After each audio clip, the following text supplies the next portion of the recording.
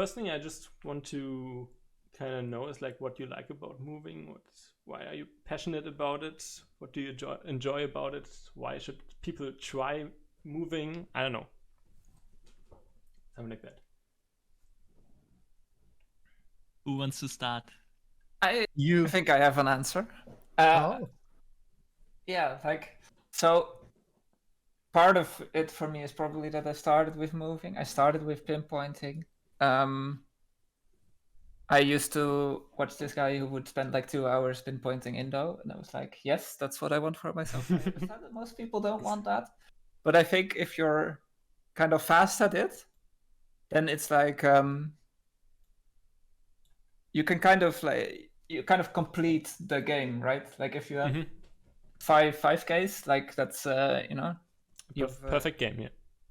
You've done it. It's complete. It's 100%. And with no moving, that's quite hard to do. With no moving, like your goal is high score, which is also fine. But it's you're going for something slightly different. That's satisfying in a very different way, I think. Makes sense. So that's kind of what I like about it. Emily, Kodiak? I mean, it's just so rewarding to get the exact location. Like, just trying to use as many things as possible to like find out where exactly you are. I feel like it's kind of the identity of the game in the first place, and in moving you kind of like take this to another level because you like try to use all those things together as fast as possible. While in no moving you just like kind of it's more or less this area, but like you find the exact like I don't know mountain ridge or whatever. This is in my eyes way more rewarding. I mean, obviously, I came from no moving, and I would still call myself like 50-50. But I think the more fulfilling feeling I get while 25King something. That's interesting. Like, when did you start playing moving? Actually, I always considered you a moving player, honestly. Nah, I mean, the first year I only played no move, and I still say I played more no move than moving. But I started by finding out about the French community. Then getting friends with Blinky, and then kind of learning from the master, kind of, you know. So I guess it was like just friends did it. I was like, that seems cool, and then I tried out. But like the actual first moment, no, wait, the actual first moment was Harvard. Actually, Harvard. Oh, sorry, Harvard was like, dude, you have potential to 5K stuff. Yeah, exactly. That's how it was.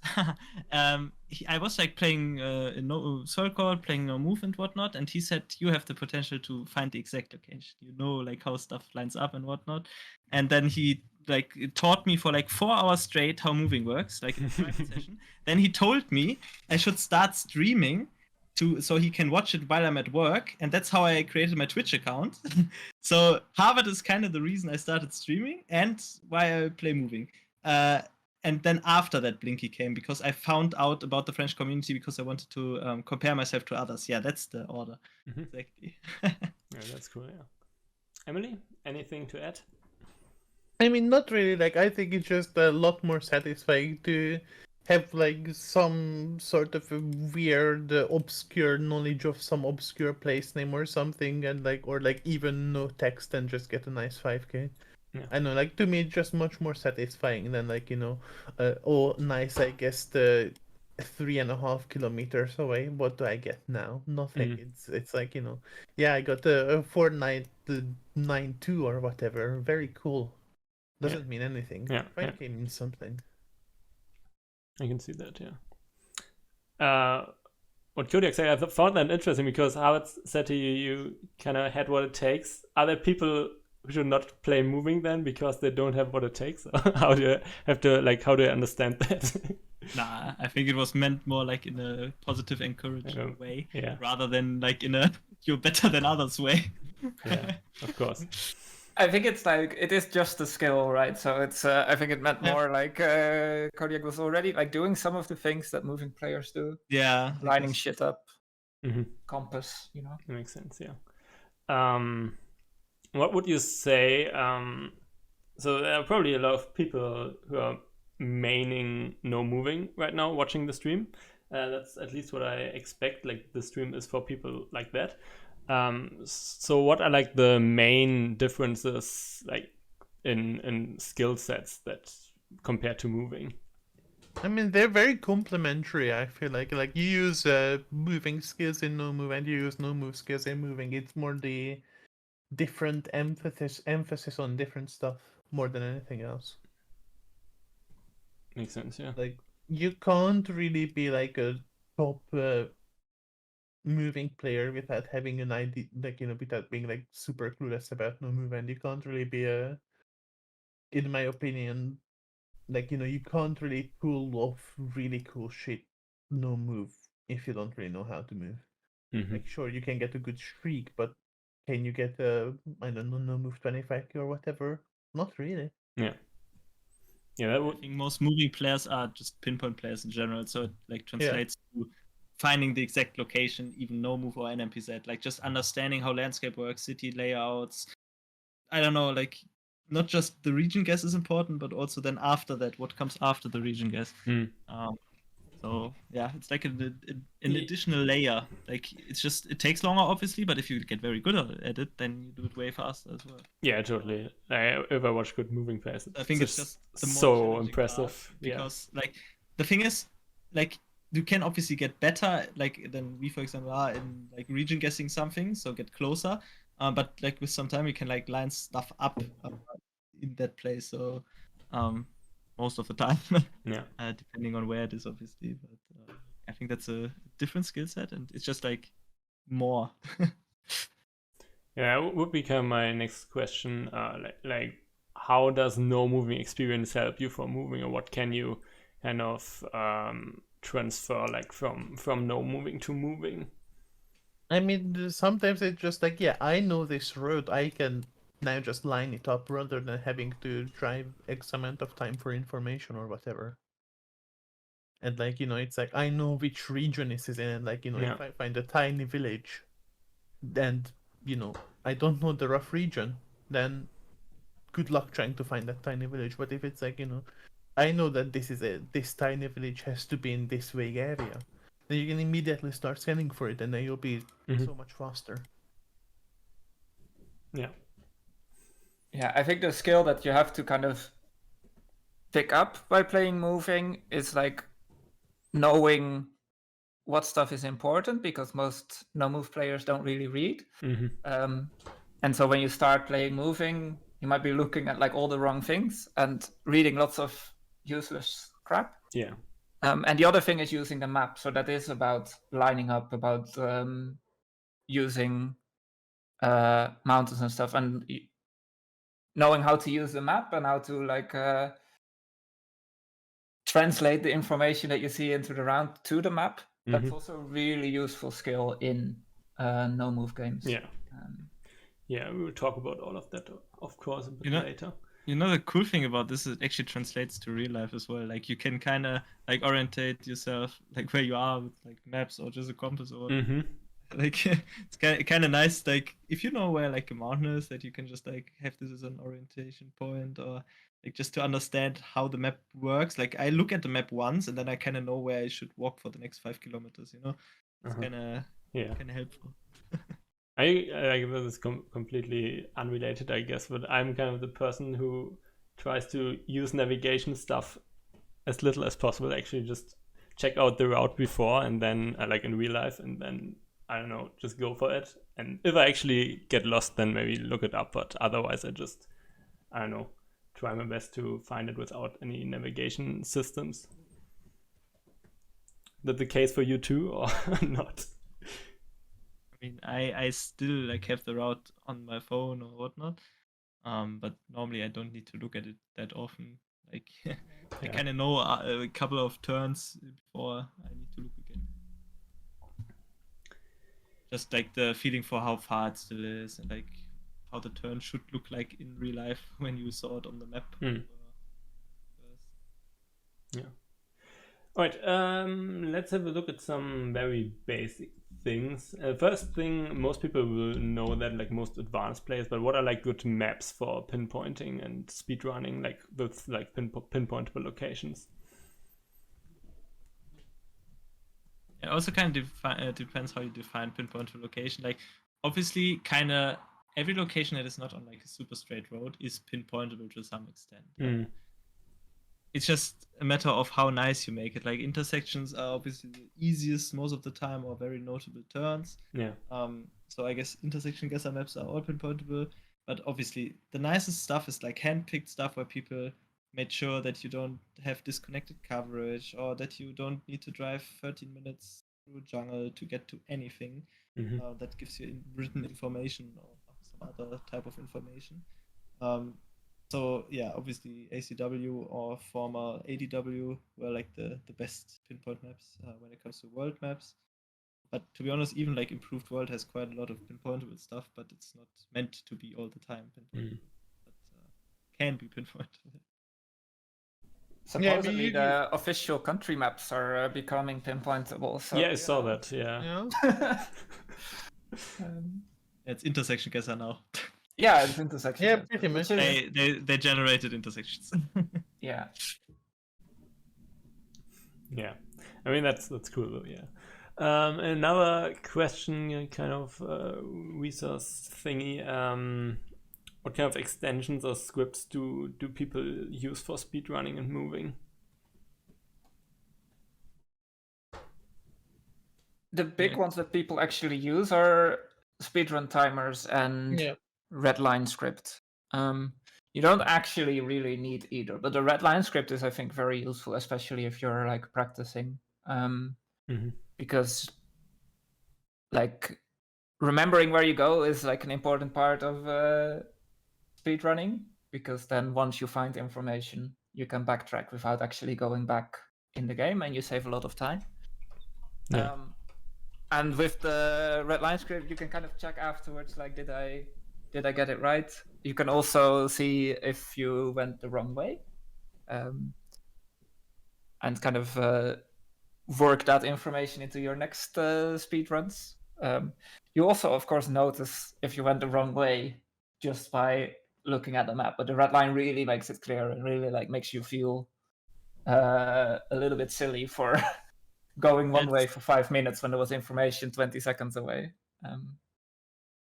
Redline is good for learning because you just like visualize what you did, and then you can like see, this was good, this was not that good, to improve in the next round.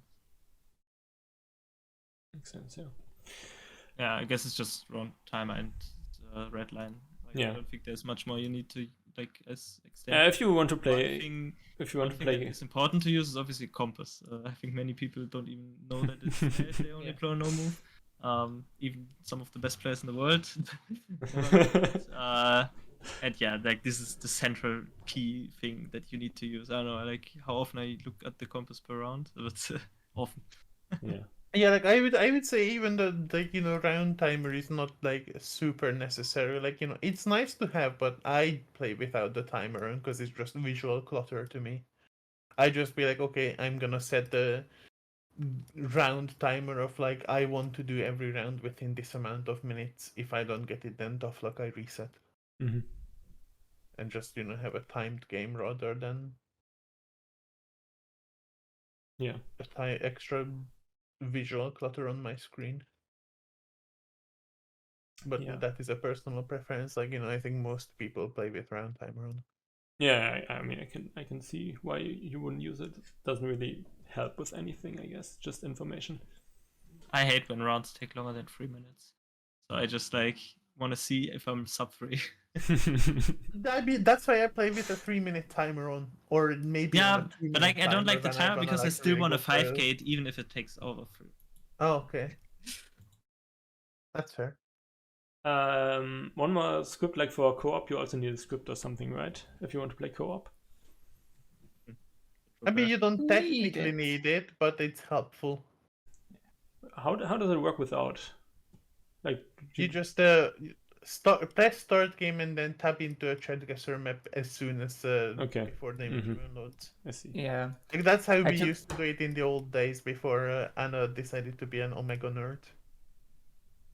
Yeah, the thing about the extensor co-op feature is that it's kind of broken and doesn't work half the time. So if you're just starting to play co-op, you might as well use the old way, to be honest.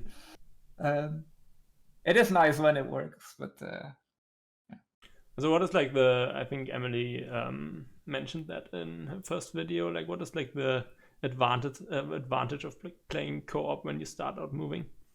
I mean, if you play with someone who already knows moving, then obviously that they can teach you a lot of stuff. But Mhm. even if you don't, it's like you can just focus on one thing at a time. Like you can be like, okay, I'm just gonna scan this round because that's my job, and then you just focus on scanning, and then you just learn how to scan better. Yeah. Or I'm the driver this time, so my job is to find information, and that is the thing I am focusing on, is to give the best possible information. And then obviously it's like then your co-op partner can be like, okay, what is the information that they actually used from the stuff that you gave them? Like what was necessary for them to be able to find anything, and what was just complete useless nothing. Yeah. And then that way you can develop, okay, was my was I looking for the right things, or was I scanning for the right things? Did I visualize stuff poorly? Yeah, that makes a lot of sense. Yeah, splitting it then up. Yeah. I have a very controversial opinion on co-op. First of all, I don't call co-op what other people call co-op. For me, the French co-op is co-op. I mean, yeah, Both people different in ways, I the guess. same seat. Yes. And I think for learning specifically, the international co-op. Maybe explain the difference real quick, just in case someone doesn't know. Yeah, French co-op both play the same seat and both see the same round, just at the same time, and need to communicate to find the 5K as fast as possible. Then the other co-op is one person just drives, doesn't look at the map, the other person just looks at the map, which I don't know, I personally really dislike this mode. It's just you limit yourself to just one task. You don't really learn how to do properly moving. It's just you restrict yourself once you know already how moving works. I think that's a good mode, but for learning, it's actually a horrible mode because you don't connect the things that you need to learn. You just one thing. It's like learning Chinese, but you only can read it, or learning Chinese and you can only speak it and not read it. It's I don't know. I think I really disagree. I think it is genuinely better than moving yourself. Yeah, but I think with two people you can practice both, the whole moving aspect obviously together. You just find information faster, and then bonus to that, you learn how to communicate with others, which is also a pretty good thing to be able to do. That you can also do in the other mode. That's true. You learn how to explain stuff specifically as the driver. But yeah, in this mode, I think in the French co-op way, if you're especially on the same level more or less, it's so good for learning. If the one person is way better, then they might just explain everything to the worst person. But I still think if you just play together, you learn more than just playing in my eyes separately. One person looks at the map, one person drives. But yeah, controversial opinion. Many people don't see it that way, but I just yeah, no, that's fine. Brings me to my next question. If you're starting out, you often really have to deal with a lot of hard rounds because you don't know what you're looking for, you don't know what you're doing pretty much. I remember when I was first, when I was very new to Geoguessr, I also did a bit of moving and trying to 25K. And I remember one round where I spawned somewhere, I don't know, middle of nowhere in Thailand or something, and I moved for 40 minutes until I found a sign that I could read, and I don't know, took forever. What are your advice for people who start out, and how do you deal with that kind of stuff? Do you do no reset stuff? Do you do maybe 100K runs at some point when you're maybe a bit better, so you don't reset locations like that, or do you reset locations like that? What is your approach on that? I mean, I think it really depends on what you're trying to accomplish. If you're trying to accomplish consistency, then your goal is to do no reset. But if you're trying to be okay, I want to set a new PB, then you probably want to reset. But also, in order to be able to set a good PB, you need consistency. So at some point you will have to deal with the no reset stuff. It's just a case of, am I gonna deal with it now, or am I gonna try and do some research in my own time about the countries that I find hard before attempting them. But I would say that, at some point, at the very least, you need to do no resets. Yes. Mm-hmm. Yeah, I totally agree. Like, I think especially in the beginning, when you learn how to do moving, actually kind of vital to not reset every round until you get like the rounds that you already know effectively. So you kind of need to force yourself to do the unpleasant stuff to get better at it, even if it's a rural Thailand or whatnot. Like, you can still learn a lot from it, and then you notice, okay, how could I do this faster? And then you obviously try to work on that separately. The cool thing about moving, you can like actually, it's like a chapter. Every country has its own chapter that you can try to study, and then you get better at this. And it's pretty nice because for some countries you obviously don't need to know much. Like, you can start with the easy ones if you want to prepare. I don't know, Iceland, or if you want to start off. But then, yeah, once you got better at certain countries, you just practice the hard ones, and until you have like the whole word at least like semi down. Yeah. But that's for no resets. And if you want a PB, you can focus on like, I don't know, 20 countries, for example, where you get really good at, and then just reset until because, like, to be honest, you won't get like every country has its 20-second rounds, but there are some countries that are very prone to have very few of them, or like way more of them. So you kind of normally don't play out Bangladesh rounds, for example, if you want a super fast PB or something like that. Maybe Bangladesh can be pretty fast if you That's read true. Bengali. I didn't know what example I want to make. Indonesia, if anything, is known for having really shit mapping. Like, even if you have learned all your Kabupaten, it's like you're gonna scan for some weird little POI and they're just what I want to say. Like, some countries just take longer than others. Yeah. If you like go for speed runs or PBs, then you normally don't have them in your PB time, just naturally. Yeah.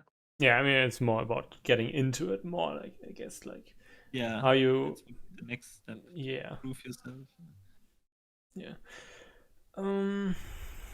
Okay, what's my next question? Okay, yeah, once again about countries like Thailand, Cambodia, Sri Lanka, Bangladesh. Those are like very scary, I feel like, for beginners, because like if you can't read anything there, I don't know, you just quickly give up, or it just takes forever. Do you like have to be afraid of these rounds? Do you have to be afraid that you can't really solve them, that they're I don't know, kind of like a quote unquote impossible, In Bangladesh you can character compare, because the map always has the Bengali name and the transliterations are usually pretty good. So I think Bangladesh you don't have to be scared of. Cambodia you really have to hope you find the road number, and same goes for Thailand, because otherwise good luck. I would say you definitely don't have to be scared of Thailand, because you're never that far away from a road that has a waystone. So you'd need to know what a waystone is, and every round is solvable. And the same is kind of true for Cambodia, but it can be a lot harder. And in Bangladesh, yes, you kind of need the confidence there to go in and just look at something where you don't know what it is. I don't actually think that that's all that easy, because even if you find the city, you still need to, like, it's the scariest out of them all for solvability. It's not the scariest out of them all for speed, once you kind of know what you're doing. Yeah, I mean, you asked if they are impossible, and I would say as long as they're connected to the main grid, nothing is impossible. Yeah, I mean, of course, nothing is impossible, but it's designed to be possible for everyone, pretty much. It's just like, at least in ACW, it's just a question of do you have the time to spare? Yeah, it's like, even Indonesia, if you don't know Kabupaten, you could still go back to scanning POIs for Kabupaten, Emily style, in the beginning. Definitely, yeah. I love it. So like, nothing is impossible. It's just a matter of time and like how much you want to spend on that. Or if you say to yourself, okay, I see there's like a gap, and then you try to like fill that gap with knowledge Mm. after the round, or like actually during the round, if you just learn for yourself, you can actually look stuff up and try to memorize it by playing the round. Yeah. That's also a pretty good thing to do. I see we have someone else waiting in VC. So let me move in Blinky. Hello, Blinky. Yo. Glad you're here too. We're just done with the basic stuff so far. We're gonna move on to some general tips now, I guess. So first question I have noted here is what are major differences in general for rural and urban rounds, not country specific, all around the world, I guess. I mean, rural is easier to pinpoint once you have info. Urban is usually easier to find info in. I do say that with an asterisk, because some countries have amazing signage rural. I mean, And rural some countries hate. is rural is the nice thing about rural is often you can vibe guess, that's where move guess comes better, and then you can try to line stuff up just by the landscape, which is kind of hard in urban. Urban you can line up the road or the grid if it's a grid, but in rural you have just the stuff you're on, and then you can kind of line up the mountains, hills, or whatever. If you have coast, so generally rural rounds are nicer. Yeah. If it's landscape guessable, if it's not, then kind of a pain to get to some info that helps you narrow down the area. Yeah, the thing is, it's harder to spot information in urban rounds because it's much denser in terms of how much signage and things to read there are, how many choices of paths to take. So it's much more, need to be much more observant and yeah, precise in your choices and your movement. Because if you just move around and unless you know where it depends on the type of urban rounds. Because if you're in some residential area and some huge city in the US, you can get lost in small streets, so you need to move towards the city center or the town exit, this type of stuff. Whereas in rural rounds, you just go one way or go the other, and either you just find the sign or you don't, but usually you're not gonna miss it. Yeah, makes sense. That's kind of also my next question. When you spawn at a location, I know it's a lot of intuition, but do you have any tips for what direction to move in? I mean, there's a lot of different tips that exist, and all of them can be valid, and it's sometimes it's all conflicting, and then you just need intuition. But in general, if you see a sign, you want to obviously move towards it because you want info. If you see a bigger road, you want to move towards it because bigger roads have signs. And if you have a turn, then you probably want to check past that turn to be hey, maybe there's a sign hiding behind it. And if you don't, then it's some people swear by go towards where the car came from, because Google cars usually come from bigger cities.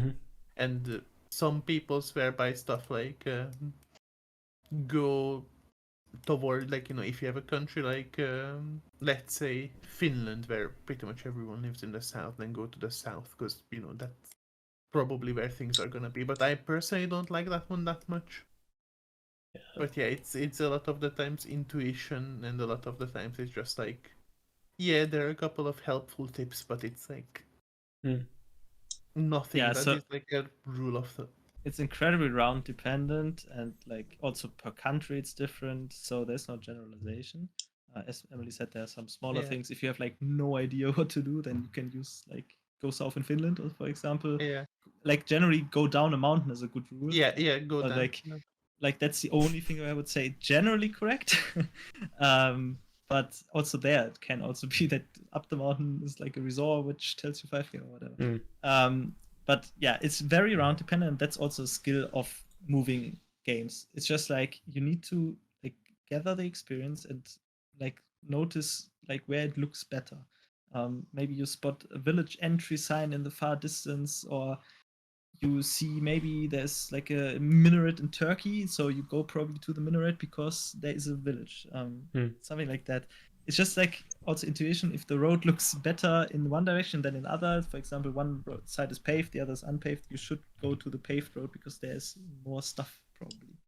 Yeah, like if like this is obviously after you already started moving that. Like if for example you get to an intersection and then suddenly on one of the directions you get to Gen 4, then you probably want to go there because there is a reason the Google car covered that in Gen 4 and not whatever road you came from kind of thing.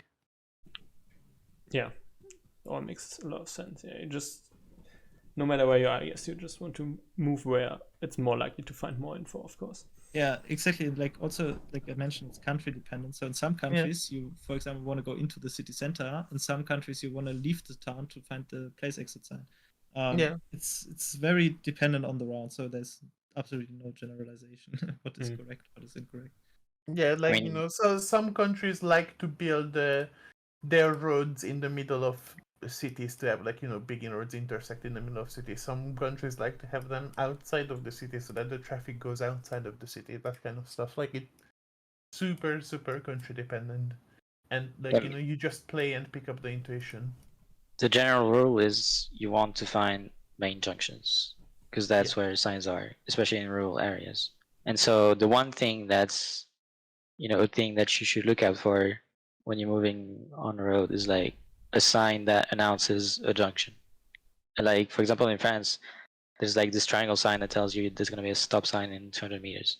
Like when you see that sign, you know there's information coming in 200 meters. And so this type of stuff is definitely the thing you should like, that if you see that from spawn, and like, because it's also not about in the long term where do you want to go. It's like sometimes just from spawn you can say 30 seconds by going the right way. And if you see a sign that tells you there's junction 200 meters, then you should definitely go this way. But like, yeah, as I said, like depending on country, if you see town entrance in that way and like, and nothing, I mean like a road the other way, then sometimes you want to go to understand, but sometimes you want to go the other way because there's probably going to be a big junction just outside of town. So. And there's some countries where there's some countries where main junction don't necessarily have sign, and you just need to find towns and go to the town center. Like for example, like Colombia, you only have long and windy roads. You're not going to find much on the road. Sometimes you can find waystones, but most of the time, if you're next to a village and you just want to go to the village center, you're going to find the town name and the department. Yeah, we'll definitely also look at some example locations later when we do some country-specific stuff. At least that's what I'm planning on.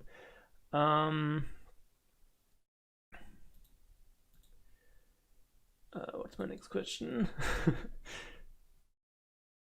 Okay, let's talk about scanning a bit, because I feel like, or I always heard like people scan like wrong, too much zoomed in, stuff like that.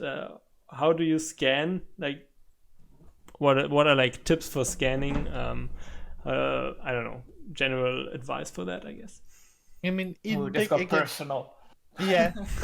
Yeah, but yeah, people do zoom way too far, or do scan way too far zoomed in. Like, in general, you want to have an idea of, like, I could insta zoom on every single place at a certain zoom level, and then, like, maybe one or two zoom levels later, I've heard of every single place. I couldn't insta zoom of them, but, like, I've heard of them, and then maybe later zoom levels I haven't heard of them, and then, like, you're like, you encounter a place name where you're like, I've heard of this place, but I couldn't zoom on it. And I probably want to scan on the zoom levels where most of the places where I've heard of but couldn't insta zoom on exist. And sometimes it's like, this is a place I have never heard of in my life, and then you're like, I probably don't even want to scan for this unless I have, like, a vibe guess where I know that the area has to be narrow. I'm gonna be honest, like, I think a lot of no moving players know like hardly any places. So I don't know. Yeah, then I mean in that case you just like, okay, I'm gonna take a quick look at, like, the first couple of zoom levels, and if I can't find it, then I need something better. Hmm. Yeah, and I think at the start you have to start very zoomed out, and Yeah. you also kind of have to just ignore, like, if you can't find a place at like one of the far zoomed out levels, then you just have to look for something else, unless you have like a good clue that it's like Yeah. because if you don't know a place yet, then you don't know if the sign that says that it's 5 kilometers away is, if that place is going to be tiny or if it's going to be huge, or if it's going to be findable or not. Like that is definitely something that you have to build up over time. So if you're starting out, you probably just use places that are very far away. Yeah. And those will be easier to find generally. I feel like it's so hard, like if you already started scanning, to stop again and go back to the round. Because I feel like I already wasted my time, so I just keep scanning until I find it or give up or something. Yeah, I think that's one of the things that you need to learn is like, when to stop scanning, when to stop driving in a certain direction, like, basically when to stop wasting your time. Yeah, like sometimes you just like want to quickly check, maybe I can find it, and if you don't find it like after a few quick scans, then you just continue. Yeah, so like it's not bad to just randomly quickly scan, not randomly, like if you have something where you feel like this could be findable, if you don't immediately find it, then just keep going for more info. Yeah, like, even for me, there are countries that I'm like, I'm particularly not super knowledgeable about place names, like, in like Portugal, I don't know Portuguese place names, so even I'll be like, okay, I could have just never heard of this place despite it being fairly big or whatever. But in general, it's a case of, yeah, it just, you want to try and be like, take a quick look, and then if you can't find it at what you would consider to be a reasonable zoom level, then just move on and find something better. Like, you really need to learn to that, so like in moving, a lot of the times you just want to be able to just rethink on the fly. Like, we want to be able to think, okay, am I driving in the right direction? Am I doing the right thing by scanning, etc.? I mean, it's definitely a thing that you have to fine tune by yourself. Like, there's no rule, and like you need to learn by yourself, like to balance your judgment of how soon are you gonna get better information and how fast can you find it if you scan. And those things can change and like depends on the country. Like, because if you're extremely knowledgeable about a country, you could surely scan everything no move, and then you don't need to find information. But then for some countries you're clueless and you need good info. But then it depends on the round. 'Cause some rounds you're not going to get anything, and then your best bet is just scanning. And some rounds they're like you could spend just 30 seconds moving and you're gonna get way more than enough information for you to find it. Another question about scanning, like how do you get better with like place names? Do you actually actively practice them? Do you just rely on experience? I mean, you're all experienced players, but have you practiced place names in the past, like specifically? Like region names, yes. City names, no. Like, I have like, it's like, you learn the region names of Colombia after a while because you know that you see them so much and you see, like, road numbers or whatnot so little. And that kind of stuff, yes, you practice actively. For cities, you can practice actively. Like, there are quizzes that are like, 20 biggest cities of Austria on a map or whatever. And you can play those. I personally haven't, but that's also probably kind of a bias because I always looked at maps a lot, even as a kid. So Yeah, to me, I never practiced learning cities really, except for like a specific tournament for on a specific country, because I feel like it's only at a certain point it's only about just gaining time, it's only about being slightly faster, because if you know the city you can zoom out instead of spending 5-10 seconds to find it. Because realistically, if you don't focus on a single country or like a few countries, you can't learn the top 100 cities in every country, you know. Hmm. So you can only learn the biggest ones, but the biggest ones you're gonna see immediately when you scan anyway. Yeah, true. So it's not that much of an advantage. So it's just, you know, through playing, you memorize, through looking at the map again and again and again, you memorize the biggest cities because you could keep seeing them, you know. But Yeah. then it's not really, it's something you need to practice for, just something you end up memorizing. Yeah, then this is also like, you know, if we go back to your question about whether or not you do no resets or not, this is another thing that no resets are great for, because, like, you know, if you've spent 10 minutes trying to find a town, you're going to remember that town for the rest of your life, Yeah. because you've just wasted 10 minutes trying to find Yeah. it. You know, that has one downside. I have so many rounds where I think it's a big place just because I had the round before in a place like in this place. And I always think, yeah. oh, this is a big place, and it's actually tiny, and I just had a round there before. That Yeah, happens to me I so mean- often. I mean, I actually can definitely attest how many times I call a city that appears on the 5th zoom level of the country Omega Massive.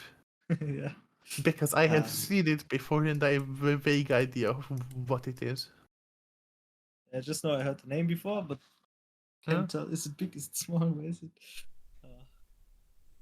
What about like maps, like, I don't know, pinpointing world? Could that be like a good way to practice something like that if you're new to moving? Like, also maybe just I think kind it's of a a way to start pinpointing generally, not Yeah, moving. yeah, Like, exactly. for example, I taught Finn in exchange for Russia. I taught him how to do like pinpointing, and he I told him, okay, start with something where you have like no idea of it, like he wanted to do normal move pinpoint. And just take, for example, Faroe Islands or Eswatini. Just maybe quickly look where coverage is, and then just try to line up stuff like small areas that you define yourself and that are like distinctly different, like itself. So I think that's good practice. Or just like, yeah, pinpointable world, because there you have like information that is written. But like if you want to get good at no move pinpointing, then you should learn how to use compass and landscape. So yeah, stuff like that I think is pretty helpful. So just define yourself an area and just practice with that area, but like preferably an area where you don't know each road yet. Mhm. Let's move on to some more specific things. Let's talk about a bit about mapping in your head, like, you know, like making kind of a map where you came from and stuff like that. I'm gonna be honest, I have like zero experience with that. I don't really know what to ask, but do you have like just any tips for that? I mean, I think a lot of that comes with experience.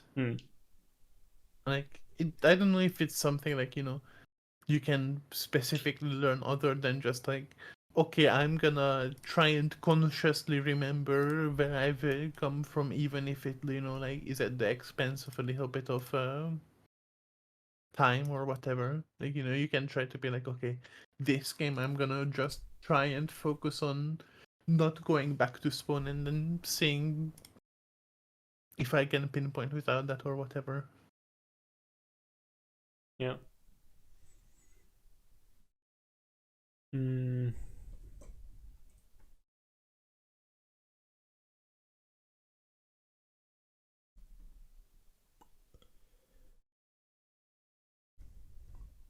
Yeah. How much like risk do you take when sending? I guess that's actually kind of a high level speedrunning thing, that you actually try to go as fast as possible. But if you're actually trying to go for a fast time, even if you're a beginner, how much risk do you take if you maybe have like an intersection that lines up very well, but you're not 100% sure or something like that? Early rounds immediately take all the risks. Like, early rounds, even if it's like, you know, decent sized town, I just block the middle of town and then hope it's a 5k, not a 4999. Like, you know, round 1, round 2, whatever, doesn't really matter, because, you know, the 10 seconds you save is very good, and you will get a good round immediately afterwards. Later rounds, probably less. You know, it's also my case of like, you know, if I have a round that's like, you know, let's say I'm on round 5 and I'm 10 seconds ahead of my PB and I just found something. I'm gonna send that because I want to PB.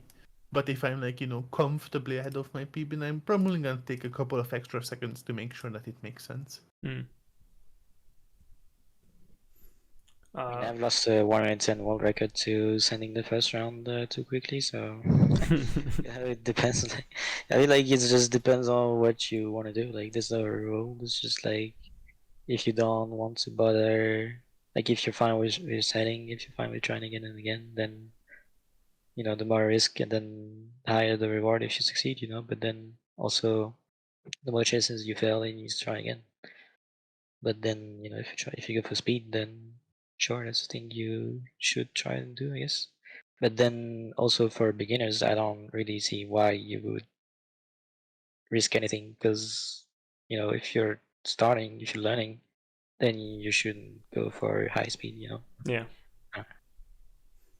You should try just to beat yourself, but like to PB every time. I guess that's the goal. You just want to improve. I mean, but then I guess when you're at the point when you need to risk, then that means you're no longer a beginner. Mm-hmm. Another thing that's we kind of already covered that we're plonking in the middle of the town, but how often do you actually use like 5K radios as a strategy? I mean, now when I'm doing 25K runs, like almost every time, like unless I see exactly with the high confidence right away which junction it is, and I can. I mean, not even, because like now I don't even fully zoom, so I just, when I know I clicked close enough, then I just send, because I'm not trying to. Yeah, you're not I don't going have for time the to 5 meter. You kind of say, okay, Yeah. 80 meters fine. Like, Yeah, practice like I mean, 5K. yeah, the perfect speedrun is just space plonking 5 rounds all 184 meters away. But obviously, that's never gonna happen. But that is the, like, the dream. Yeah. Any extra distance, you wasted your time.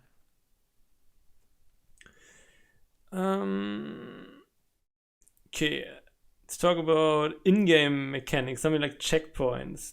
Do you use checkpoints, or what do you use them for? What are like good strategies for that? Or like, I'm trying to think, are there like other, I guess, shortcuts or something? I don't know.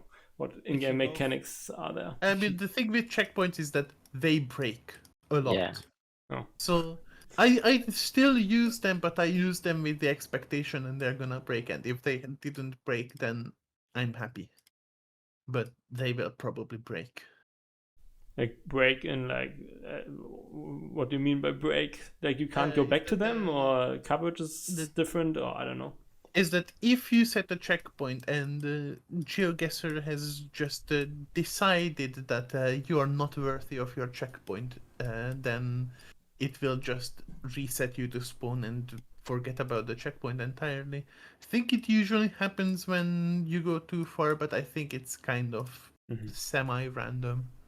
So it's really just like tough. It's like there's a bug that's been happening for a long time where like sometimes when you go back to spawn, it refreshes your round. Like that happens for some random reason, and then when that happens, when it refreshes, then your map unzooms and you lose your checkpoint, and so you lose a lot of time. But for checkpoints, from some other kind of related reason, I guess, when you go back to checkpoint, yeah, it refreshes the round as well, so you lose your checkpoint, the map unzooms. And so lose a lot of time. But for 100k, they can definitely be very useful. Like for no reset, I guess, because some rounds you are gonna need to travel long distances, and checkpoints can really help you save some time of not going back to spawn. And like if I checkpoint by reflex at most T junctions, like most big junctions I get on. Like when I'm like I can go each way and I'm not sure there's like one obvious way, then I just checkpoint. And I'll be like, if I don't find anything this way, then I'll go back the other way. And also like even on the straight road, if you don't have any junction, you just go one way for like 5 minutes, like whatever, and like you don't find anything, you checkpoint, you go the other way. And then if you don't find anything this way either, you can go back to your checkpoint instead of having to travel the same way again. I don't know. Are there shortcuts for that? I think there are shortcuts. I literally have zero clue about that. C is Yeah, checkpoint. C Okay. for checkpoints, R for back to spawn. Okay. I wish you could customize that. I'm using that so much. Like I'm always playing with keyboards. I don't know if everyone does that. Like many people still use their mouse to go the bottom left. But I like hotkey all the time, and it's Yeah, like so I say. uncomfortable. Like to do C R and then like Yeah, like my hand is always like my left hand is always on C, R, and space, which is a very uncomfortable position. Yeah, but those are the exactly. 3 buttons you need. Like you need C for checkpoint, R to return, and space to send. And it's very uncomfortable to hold your hand on those, but also I still have it because, those are the 3 useful buttons. Yeah, I don't really struggle with that. I don't feel like you need to really hold your hand on it. Like, it's still fast enough to just type one key. But like, I struggle with the W. I mean, yeah, the W key on French keyboards kind of fucked. I feel like the W like does the cancel the last movie. Mm-hmm. they go back. Mm-hmm. That's why It's kind of broken on French keyboard because the W key is not the same. So I still click on the button instead of pressing W. How often do you use that feature? I mean, it goes in well like with the whole checkpoint and everything, because sometimes if you travel like 1 or 2 clicks too far, you can just cancel the last few moves. And like, for example, if you skipped past the sign, you just cancel a couple moves and then you see the sign again. Or like sometimes you travel too far in one direction and you want to go back to previous junction and you didn't have a checkpoint there because you had a checkpoint to someone else or something, then you spam go back and still you're back at the junction. And sometimes it's way faster than just going back to the junction. Yeah, or like when you fall off a road and like a bridge into a small road underneath you, that is just a nothing. Yeah, Then you will also. if you teleported to some other road, yeah, just cancel one move.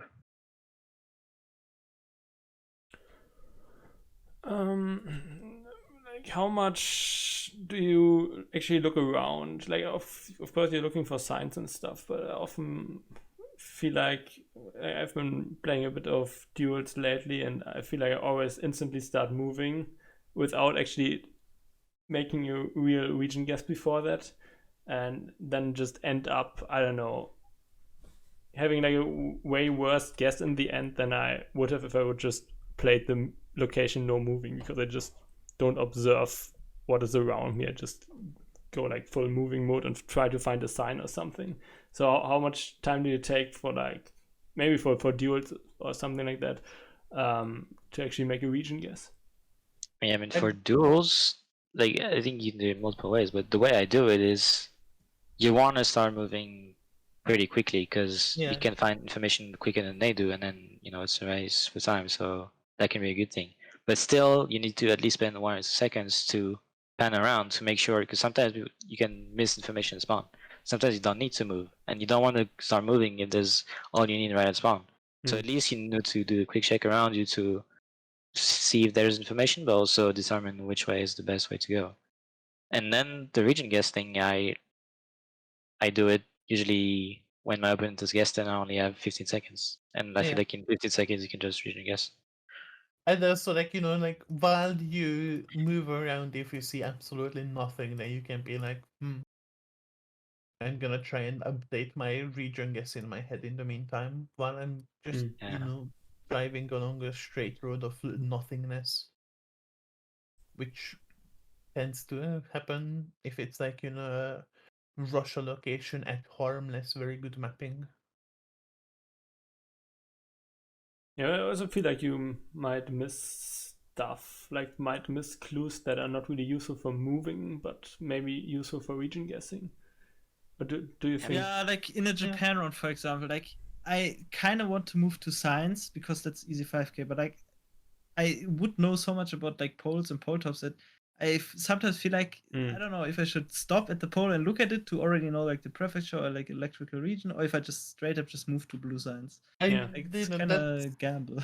That's also the kind of thing that, like, in that sense, speedrun and the duels, very different thing. Because, in speedrun, the only thing that matters is how fast can I 5k? And to 5k, knowing the region probably not gonna help unless you find, some sort of a town name sign. So like, for speedruns, my advice is always try to find at least some sort of an information before trying to find the region guess information, because like, sometimes you'll find a big, like a big place name, and then you've just wasted your time trying to find something to region guess off. But sometimes you find a small place, and then you can be like, okay, I'm gonna look at the transformer, I'm gonna look at the pole plate, whatever. But in duels, the only thing you want is, I want to get the highest possible amount of point differential over my opponent. And in that case, you'll often just want to be like, I know I'm better at this country no move than my opponent. I'm just, or like, like, Yeah. Yeah, I then think the I'm thing just is, gonna like make an insta guess, or like, you find don't need something. to put moving against no moving when you talk about region guessing, because Yeah. moving can be useful for region guessing, and when you move to find some clues, you're not necessarily looking to find some signs. You can find Yeah, exactly. some region guessing clue. Like you can just move to the first clue that you're like, wait, I know this means I'm like in this small region. Then you probably don't need much more than that in duels, and you just send that small region. Yeah, But exactly. Like in duels, you don't want to yeah, 5k. You just you don't want have to. to play no move if you want to region guess. Yes. That's the thing. Yeah. Moving will help you.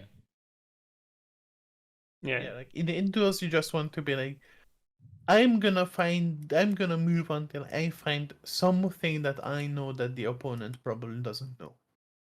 That is my goal in duels. And also, there's memory waiting, by the way. No. Who's up again then? Hello. Oh. Hello. Come in. Yeah, we're pretty much done with like the general stuff. Do you have like any additions? Otherwise, I would move on to more like country-specific stuff now. Anything we didn't talk about, which you feel like is important? I mean, I put the link to the road numbering system sites on the doc. Oh yeah, I wanted to ask about that. If you talked about that, because that's I looked at it. One resource I used when I started speedrunning.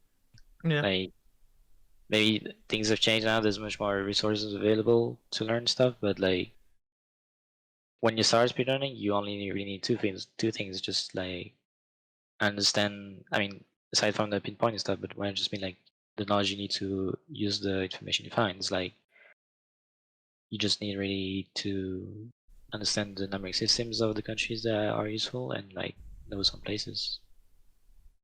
And that's really, so when you start, really you need to take some time to actually understand the numbering systems, and this resource like has everything. So that's what I use at least. Yeah, I got a bit lost, to be honest, because I wasn't really sure how I use it, because it felt like it just lists stuff, but maybe you can explain it. The list of every single country is, like you just click on the country and their road system is explained. So it lists the types of roads, how they're numbered, and then some details about that's actually if the cool. numbers have actually some logic. Like for example, one I remember using was like Netherlands, because when I looked at the map, I couldn't really tell like immediately how to make sense of it. And I just look at the side, like look for Netherlands, and then I see like these range of numbers are for this region, and you just need to memorize that, and then you can find the roads more easily. You know? Yeah, it's actually, I don't know. I'm surprised I've never seen this before, honestly. Crazy. I never looked at this either. I looked at it a lot, but also I'm also like at some point I started generating actual maps for road numbering systems. I never finished it, but probably now that I'm working on the videos and stuff, I will probably just make that so that because this site is entirely text based, and sometimes it can be hard to visualize what it means.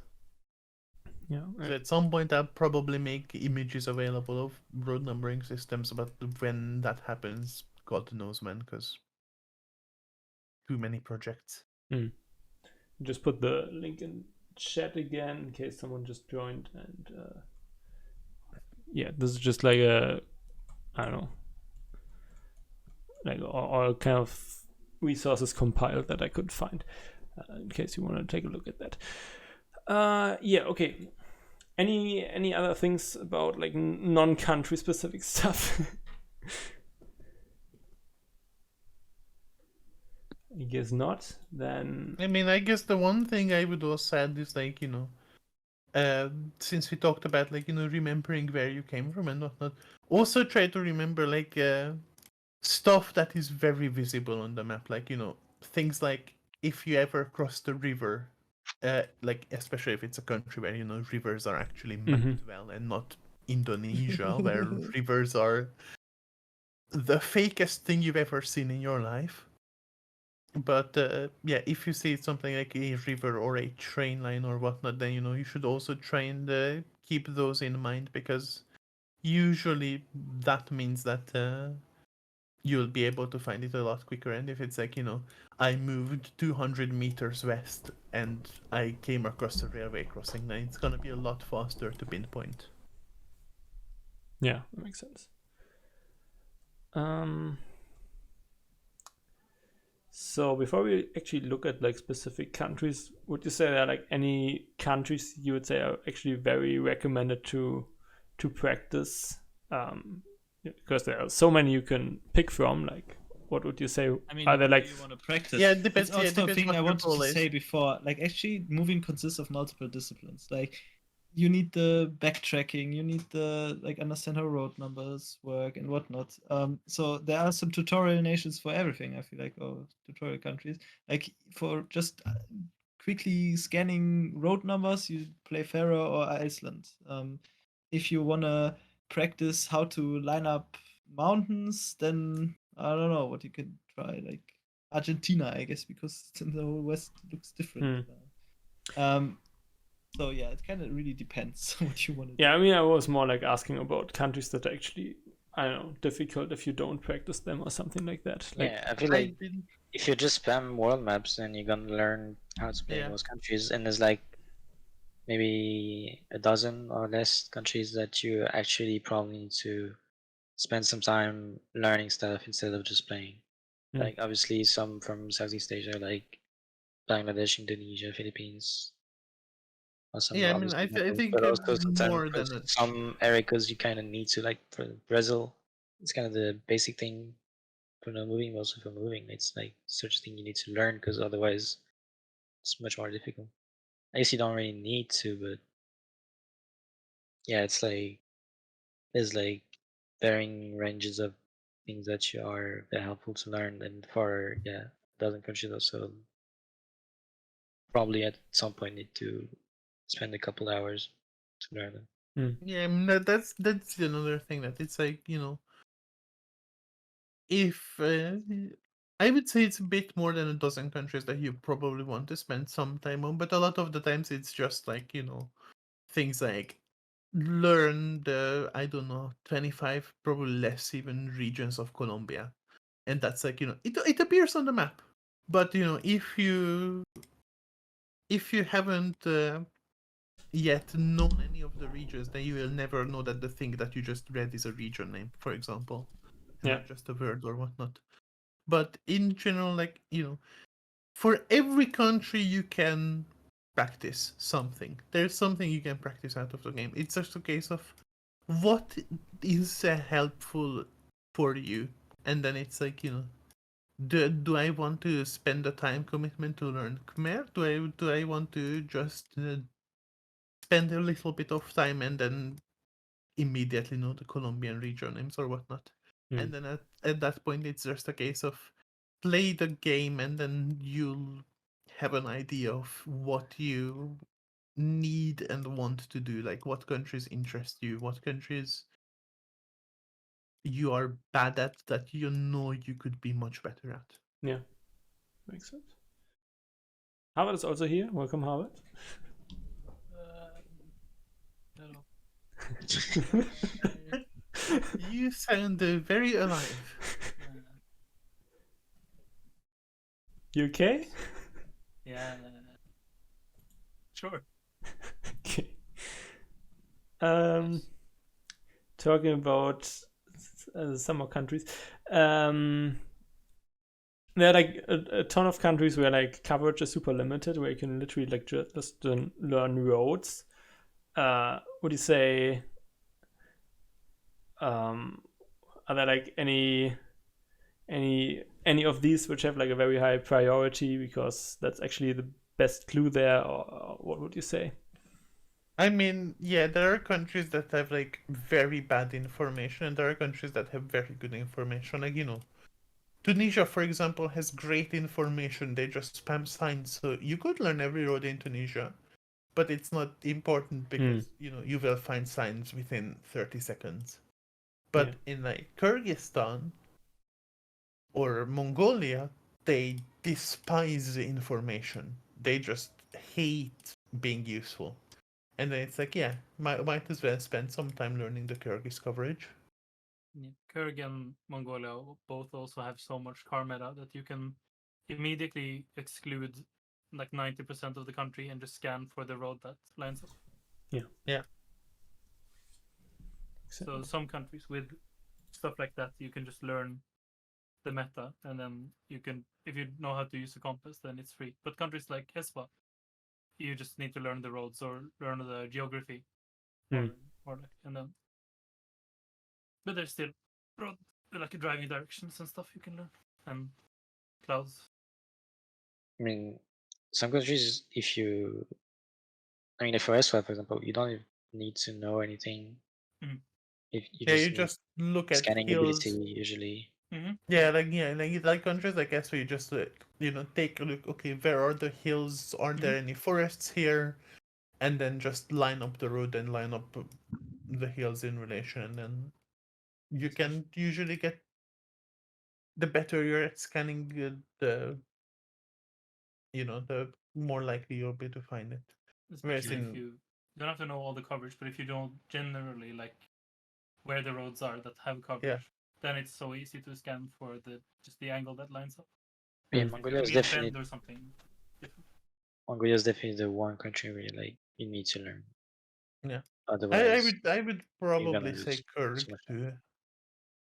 But in Kyrgyz, I guess you can have valleys as long as you know where the Kyrgyz coverage is more line upable than Mongolia. Yeah, it's very scannable, but it is quite easy to learn, so it is a good payoff. But yeah, also you could do without. Okay. Yeah, we'll get to those countries again, I guess, in a bit. I would just say, like, if you had the goal to be like go to that one country, Kyrgyz would take you half an hour, and then you can be really good. Yeah. So that's like the lowest investment possible for the highest payout. Yeah, makes sense. Okay, I'm gonna start sharing my screen now. So we can maybe also have a look at some example locations or something.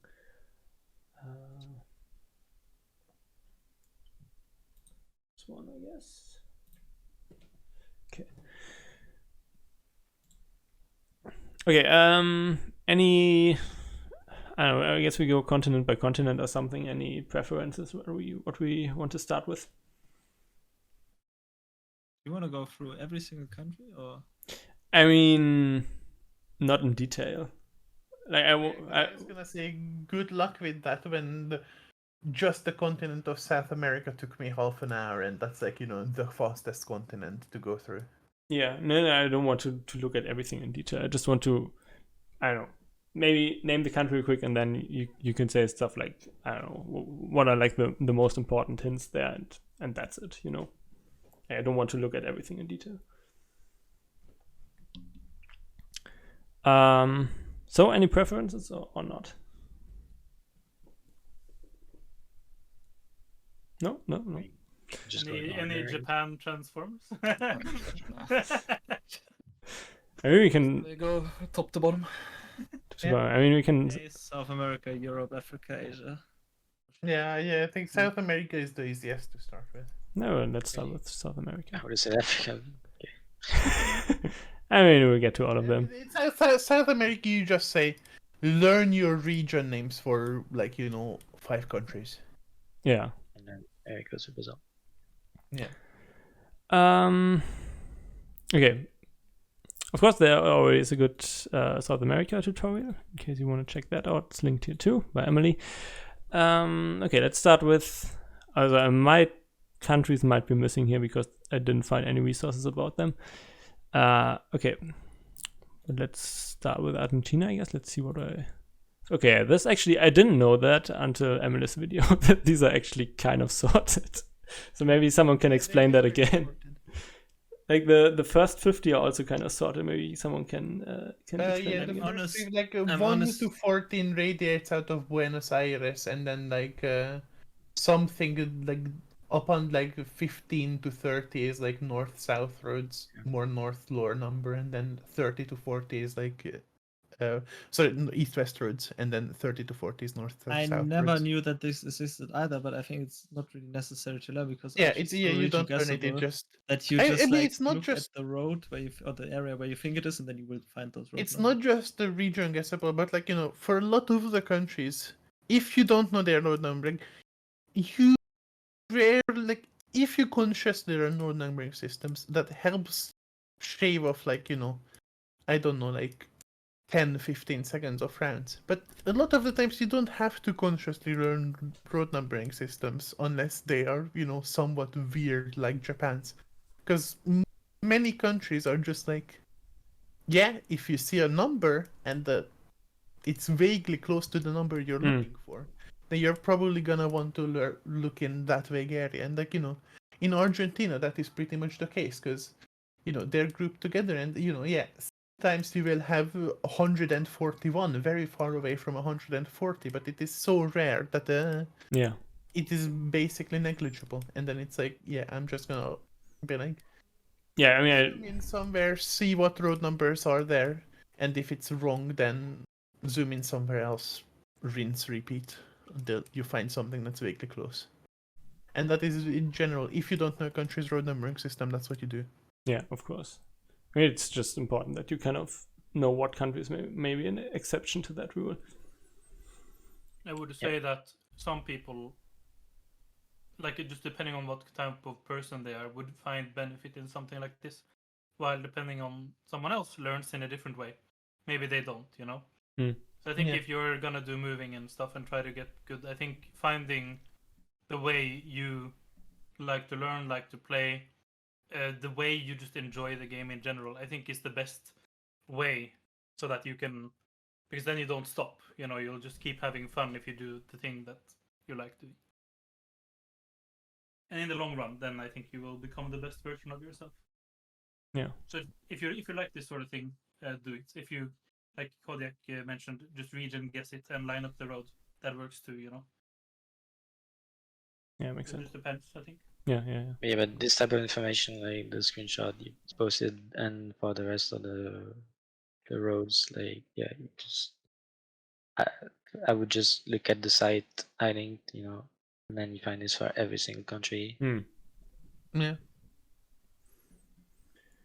Yeah, of And course. in general, I think that like for most countries, learning the system is something that you only really want to do when you want those 10-15 seconds shaved off your time.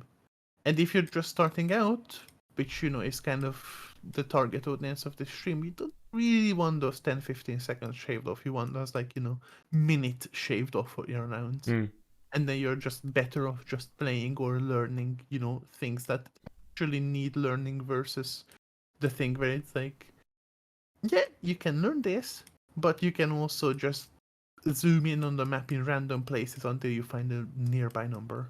Yeah. I mean, one thing I would say about art specifically is that the road angles are very important. Yes. Like around Rafaela, you have a certain angle.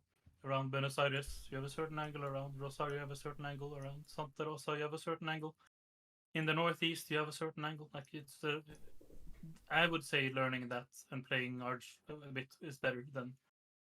But that's what I would do. Because I like the compass.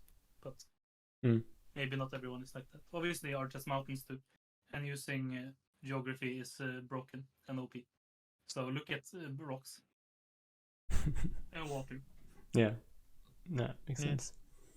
What about like urban arch or like in general urban South America? I feel like it's Urban, kind of you learn phone codes, and then Yeah. Urban pretty much- anything is school. No, but especially Arch, for sure, it can be very hard to find the town name. yeah. And yeah, sometimes it's just either you commit to one direction, hoping you're gonna leave the town, at least find the main axis, and then commit to one direction until you leave town. Mm. And for sure you're gonna find some information. Mhm. And sometimes you can like just gamble and try and look around some signs in town center, hoping you find an address in some town, but yeah, it can be quite difficult. I would say South America in general too. It's kind of hard sometimes to find your way out. In certain towns, I mean- if you have elevation and stuff, you can figure out where to go, or if you can see further. But I feel like it can be hard in South America specifically Yeah, sometimes to but find. I your way in would everybody. say that Latin America in general, this doesn't really apply to Arch because Arch doesn't love spamming its place names as much. But I would say in Latin America, a lot of the countries you don't want to move out of the town, you want to stay in. Like, obviously, not South America, but for example, Mexico, you want to stay in town. You like, and then like Colombia, you want to stay in town. Ecuador, you want to stay in town because that's where the information is. But then, in some countries you don't. Like Argentina, you probably want to escape town if you can. Unless you have like some good information right at spawn. Yeah.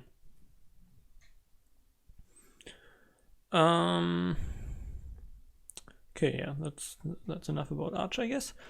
Like you can always stop me if you feel like there's something that's very important to mention. I already move on to the next country, but I would talk about Bolivia next, I guess. If it's Learn the roads. yeah, I mean That's it. but that's why I asked in the beginning, because there's so many countries where you learn roads. Learn the cities and learn the cities, learn the mountains of the cities, and learn the roads. It's Yes. just that. Yeah. Yeah, so Bolivia is definitely one of those countries, I guess. It's very comparable to carry. Mhm. Slightly harder to learn, but Yeah, there are more Yeah, roads, but I you guess. just need to- but you have mountains to look at all the time. I guess Krug too, but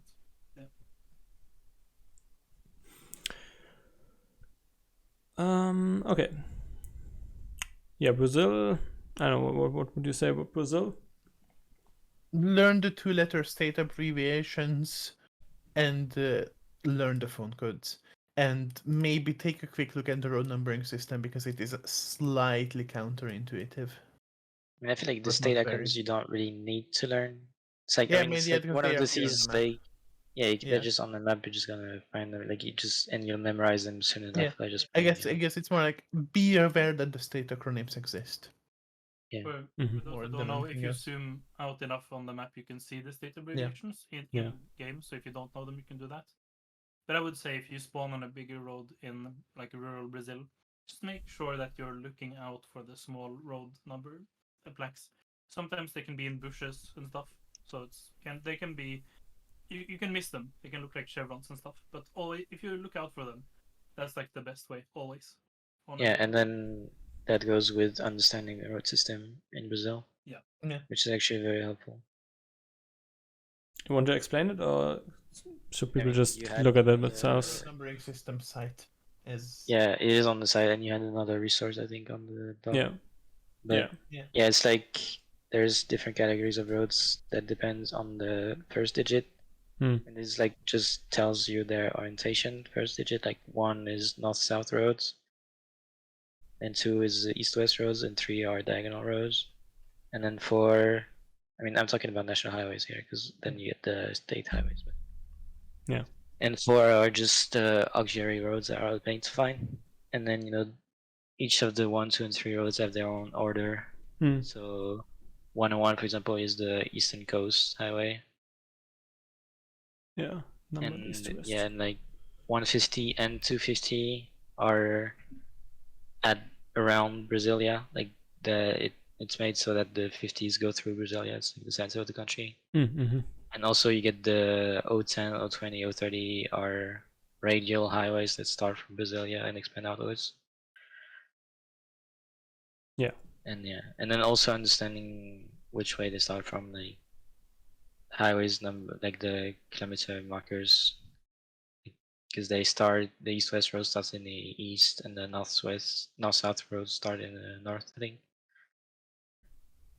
One thing I Yeah, but mentioned- also like It's kind I of think helpful like if you in find a Brazil, kilometer marker, you can just understanding use the that. kilometer marker, like the actual kilometer number is something you only really want to do when you're like super into the country, because they also reset at every state border kind of thing.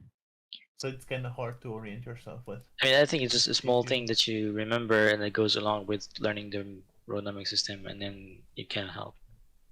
I mean, it can help. I just think that it's not necessarily like worth unless you already know the much more basic stuff. just that And yeah, it is good to know, but it is not like essentials. Hmm.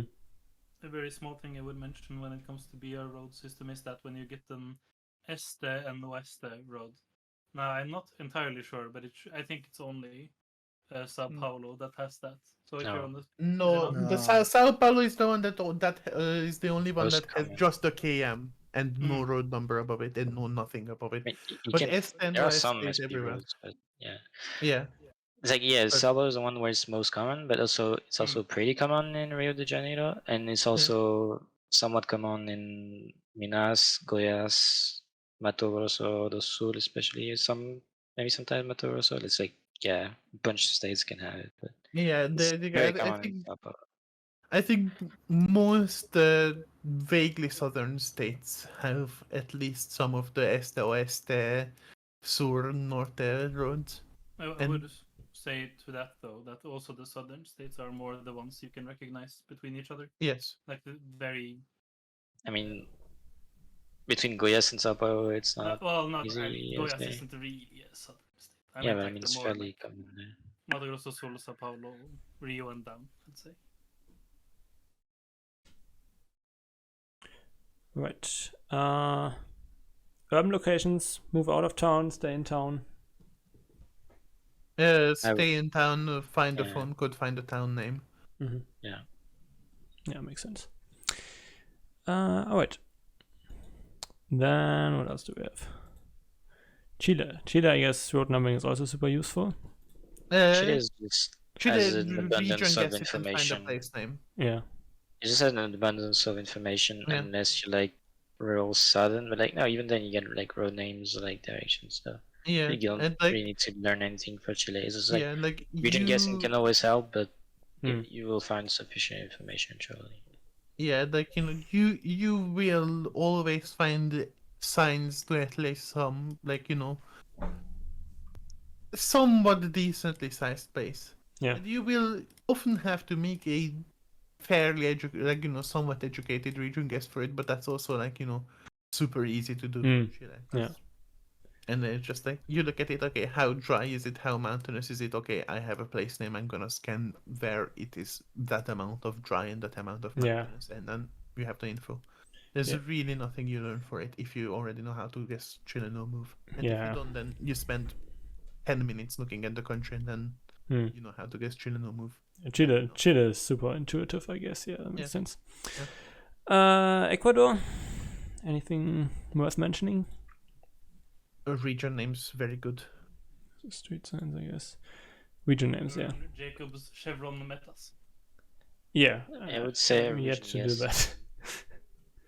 Region guessing is pretty doable, at least in Ecuador. Mhm. I'd say it's fair, like I would say there's like 5 regions in Ecuador. Landscape-wise, are fairly distinguishable, and that can help recognizing. And then I'd say it's mostly about place names, because either you get Yeah. the road name and then it's easy enough, but you can get some small place name and then it's about knowing them or having the right region guess to scan them. Yeah, but I mean, you also have a lot of like construction signs that is like, this is the road between this and this, or this is this place in this region, and then it's like, I think you should learn the region names if you have the Yeah. time to learn the region names, and then other than that, it is pretty much all about place names Ecuador does technically have a logical phone numbering system, but you never see it, so don't waste your time with it. And beyond that, there's not really much else there is. I'd say there's one thing is like Quito is so huge and there's so many locations you're gonna get in Quito and it's gonna be a pain to pinpoint. And so Quito has a numbering system for its street signs, Yeah, which can be I quite have difficult to a understand. map of it somewhere. I think it's like basically the first digit is either 1 or 2, which means either west or east. And then there's 2 next digits that you have are north or south, yours. Yeah, Then it's there's like also the the east first and west and yeah, the north and first south thing another in name. It's like there's 2 parts, so it's kind of hard to explain. But yeah, that it's that in this little square on the left, it will say like E or OE for este or oeste, so east or west, and then or S or N for south north, and then besides that, it's kind of just like numbers increase from the center. I have a very very extremely scuffed map. I'm gonna upload it. yeah, but that's the street names. There's also a thing for like the numbers. Like Yeah, the that's what I numbers mean. that go. It's like the 01. Like it's like Yeah, 3 or yeah. 4 digits that are before the street name. Yeah, there's also a thing for those, but I think Yeah. you see the the NSEOE enough that you don't really need the digits on top of that when you just have like But except they reset for small towns that are just outside, like in yeah, the they do reset. but But also like you can the probably digits don't reset recognize those with some of them. yeah But yeah, it's somewhat yeah, advanced, but I you guess. can probably recognize it if it's like a small town or if it's literal central Quito kind of thing. But yeah, it's like, if you zoom in Quito and look at what appears to be a bit south of the center, what is actually a center and labeled Centro Histórico, then that is where the 1-1 intersection is. And then, you go north of that, you get the N1 whatever. You go west of that, you get the OE whatever, etc. There's yeah. But I think other than that, like, that's just an intuitive of like, if you have a vague idea about how, what OE could mean, like, that's oeste. Beyond that, there's really like, not much you super need to learn. And like, that is just Quito. Every other city, you can learn their street signs. They're very helpful because, that means you can immediately start scanning the city rather than having to find some information. So if you have a lot of free time, do learn it. But if not, then urban rounds are rare enough that you can just stick to learning region names and know as many place names as you can. Yeah. We skipped over Colo, I guess. We already talked a bit about Colo, like at least for like urban stuff. What I found really interesting in your video, Emily, I actually didn't know how these waystones worked, so maybe you can explain that again. Yeah, so basically underneath the waystone there will be a 4-digit number, right? Yeah. The first 2 digits are always going to be the road number.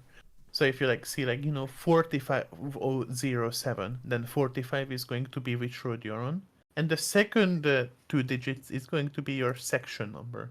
So you're going to be on section 7, and then sections are increasing from south to north and from west to east.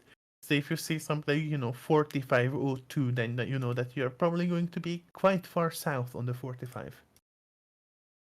And it takes a bit of intuition to be like, if you see something like 07, where could that be? As a section number. But even There's a just map knowing of the sections on Wikipedia. Yeah. Yeah, definitely very, very helpful to know. But even just knowing the road number is like, it narrows it down quite a lot. Yeah. It's the same system as in Turkey, so yes. And like South Africa. Oh yeah. I see. Yeah. Okay. Anything about Peru? I feel like Peru is. How does Peru even work? Do they have road numbers? I honestly don't know. Yeah, They have do voice have on- road numbers, but they don't really appear on the wastelands. They're Okay. mostly just kilometer numbers. So I Like, you guess. do- like on main roads, like On on main the few roads, main yeah. roads, they're doing very often, and especially in Gen 4, I think they're more frequent. Yeah, But- like if it's like the whatchamacallit, like in any of the central roads, yes. But if it's like in like if it's like I don't know even yellow roads that are like basically not single digit roads, you're kind of tough luck. Yeah, the more common way to find information to find where you are in Peru is by like addresses. So like you can either get like a construction sign or something like that gives you straight away everything like the department, the province, and the district or town you're in. Hmm. Or you can stitch up the pieces. Like for example, first you see the town name like on the street sign. Let me know the town exit sign, for example. And then you see like on some tags there's like the province name, or like on some political ads you can get like the Yeah. province name or the district name, and then you can scan for these because this goes like in order of size or like administrative subdivisions. Goes like departments are the one you see on the map, and then you have provinces underneath, which corresponds to pretty big cities usually, and then districts / villages. I mean, So- yeah, I think that's also a good general advice for a lot of Latin America. Like apart from like the few of the southern countries, like apart from like Argentina, Uruguay, Chile, pretty much, is that a lot of the information you find, and also not Brazil, but a lot of the information you will find will come from like political ads, construction action signs, which you also get in Brazil actually, but like that kind of stuff, like where you don't want to look for road numbers or whatnot. Usually, you want to look for like, here is an advertisement. It will say a place name or a region name or something. Here's a construction sign. It will say a place name or a region name or something. Hmm. Peru also loves its political ads, which usually, I would say, but at how 50% of the time it has some useful information.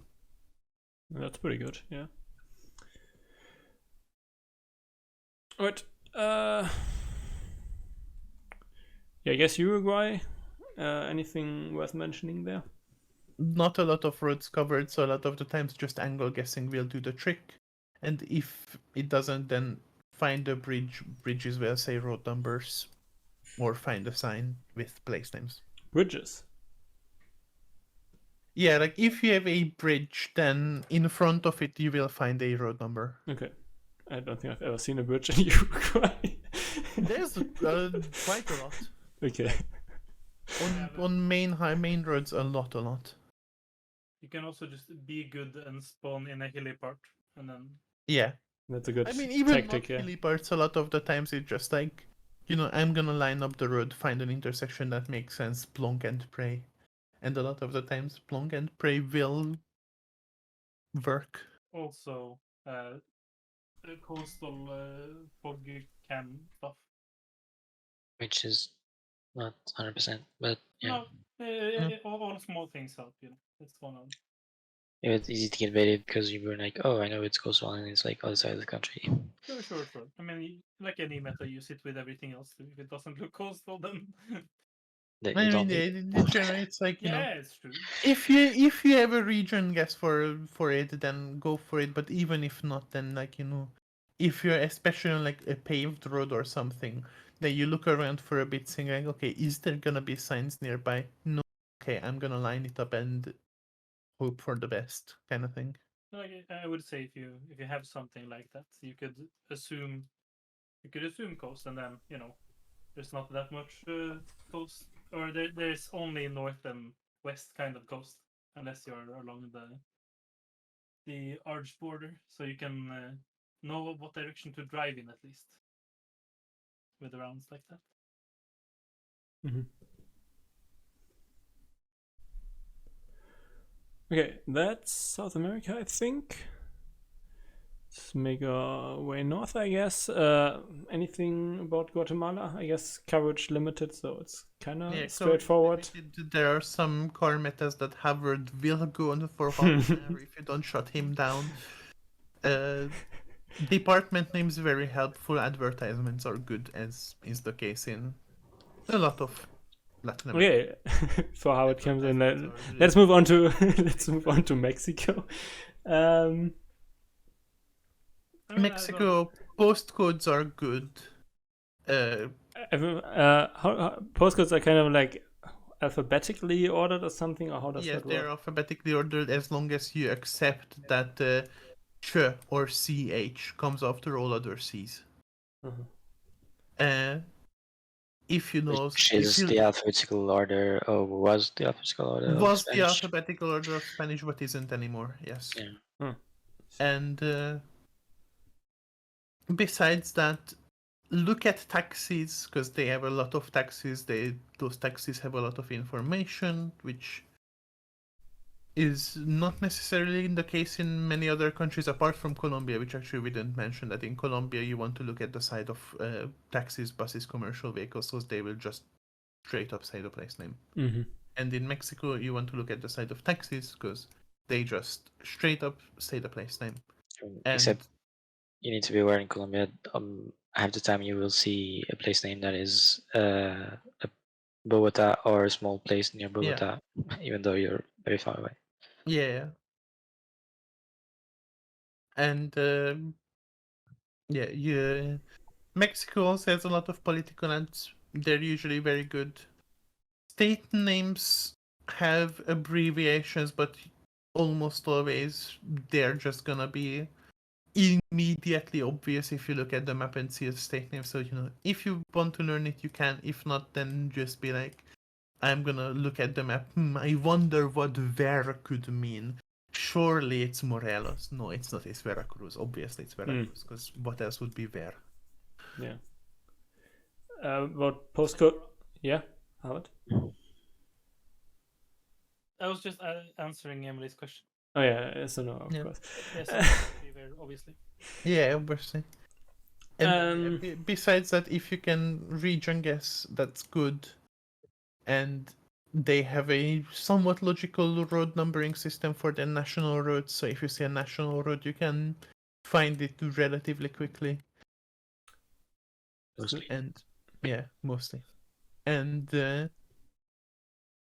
other than that, yeah, place names, region names, all very helpful. Advertisements very helpful. Political ads very helpful. Construction signs, bit more rare, I would say, than most other Latin American countries, but still quite frequent and very helpful if you see one. Mm-hmm. Where do you see postcodes? I wanted to ask that. On street signs inside cities. Okay. The first 2 digits will give you the state. It will also, give you a little bit more detail than the state if you can be bothered to map out, like, which part of Mexico state is this, which part of Mexico state is that. Also, speaking of Mexico state, one quick thing is like, how I say that the abbreviations are always very logical. The one thing I will point out is that Mexico state is often not just abbreviated as Mex, although it is also that, but also as Edomex for Estado de Mexico. Mm-hmm. So remember, Edomex is a word. Everything else, super, super immediately obvious. Yeah. All right. Yeah, let's go to the US, I guess. I think Chicago made some really good videos about US road numbering systems and highway shields and stuff like that, which I think pretty good to learn, right? Yeah. I mean, the state highway shields, the number one thing to learn in the US. Yeah. And then, like, for road numbering systems of interstates, US national highways, probably good to have an idea of it because, like, it is a little bit weirder than most countries where, like, the last 2 digits are the actual meaningful information. But besides that, pretty logically ordered, good to know. And then there's the case of, okay, I have a rough idea where this national highway could be. I'm gonna find it. I'm gonna line up or whatever, find a place name. Any tips for urban rounds? Do you look at plates or something, or do you like ignore that for moving? I mean, they kind really, depends. Like, I would say If- find the main axis and Yeah. find the main junction, and you will hopefully find the highway sign. yeah, that is like, in the US, it's one of those places where cities rarely spam their names. Mm. So you will want to try to not look at too much and just drive until you find information. I mean, there's one useful things to find. I mean, I guess two useful things to find place names in the US. Like, if you're in a small place, then find the post office. Will probably have the Yeah. place name on it, like the fire station. And in big places or like medium size, you will often have like banner things like hanging on the side of like lampposts or stuff like that in downtown. And those most often have the place name on it. Yeah, and the one more thing is that if you really hate yourself and have several hours to spare, then you can try to learn their phone numbering system. It is completely illogical, but it shows up in so many places that it can help you be a lot faster. But even I haven't done it. I think the only person who has actively done it is like Chuck and Danny, pretty much. It is painful, it is not fun, it is completely illogical and all over the place, but it Definitely, appears yeah. in so many places that if you have the time and energy, then it can help. Yeah, and I think like what I did for phone numbering in US, like I just learned like I don't know, it's not the most useful one, but just some codes that cover big areas. Yeah. And And you stuff that has a 0 or 1 in the middle is yeah, those more are likely to appear. yeah. So like if the second digit is like if you have a limited amount of time, then you just learn the stuff that has 0 or 1 as the second digit, and then you have covered a lot of the US. Yeah, already. exactly. Yeah, you can learn like I don't know 35 states with like 70 phone codes or something, which is exactly. actually pretty good. So and then you will have that information narrowed down quite a bit. But that is a case of if you really want to spend time on it. Yeah, of course, it doesn't have like high priority. Yeah, it's much lower priority than, say, Brazil phone codes, which are actually logical and easier to learn. I don't know. For Brazil, postcodes are also useful, right? I just thought about Yes, that. Brazil postcodes are useful, but I wouldn't waste the time learning it just because postcodes only appear when it's urban, and they spam their phone codes so much that if you see a postcode in the frame, there is a 90% chance that there will also be a phone code in the frame, and if there isn't, then there will be one within 7 steps. Yeah. And then it's like, am I gonna spend 45 minutes or something learning Brazil postcodes when I could just not do that and move 4 or 5 extra seconds? Not really, kind of thing. But yeah, if you really want to and you have like an unbelievable amount of free time, or like you want to just specialize in Brazil, go ahead and learn it. Might as well, because they're helpful. They appear on all like pretty much all street signs. Yes, this VOD will be uploaded to YouTube, Pelican. At least that's the plan. Right, Canada. Canada, I guess, kind of similar to the US, has like also like a lot of useful highway shields and stuff, right? Yeah, and then it has useful highway shields. So know your Canadian highway shields, and then know your range road systems in like Sask, Alberta. And Manitoba has an easier Manitoba system as well. has sometimes. Okay, I have zero clue how that works in. I also don't know how it works in Sask, to be honest. I only know the Alberta one, to be completely honest. Sask really doesn't. You're not gonna use them in Sask really because they're not mapped at all. The range road numbers or township road numbers, and in even you worse, can just like, follow them from Alberta. You just follow. Like you just zoom in on a random place and very then follow rarely find the street sign as well. So I disagree. I think you find them quite a bit. I'd say you almost only get highway numbers, and then they're very easy. Yeah, I mean, I don't know. I think you get them like 30% of the time, but maybe it's just my experience being biased. I've never used them in Sask, I think, or barely. I've used them in Alberta much more, but I think they're quite useful in Sask as well. But either way, just like be aware that the plains states have this range road, township road system. Mm. So if you see a road sign that says RGE road or TWP road, then be like, okay, I'm gonna zoom in, find a random range road on the map, and then go east or west, see which way the numbers increase, and then just find the road because the numbering is very logical. Yeah. And then in Ontario specifically, you get a lot of county roads. And then it's like, you line up the grid, see where the grids make sense, and then find a county road that makes sense in that grid. Because Or learn county the roads. counties, because sometimes, Yeah. I mean, on the road signs, you will get the county name on the road But sign with the number on it.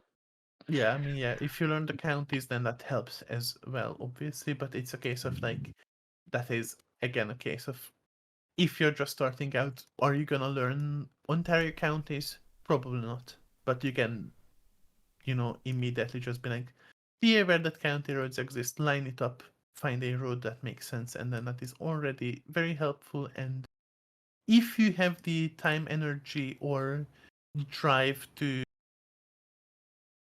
learn county names, that is very good.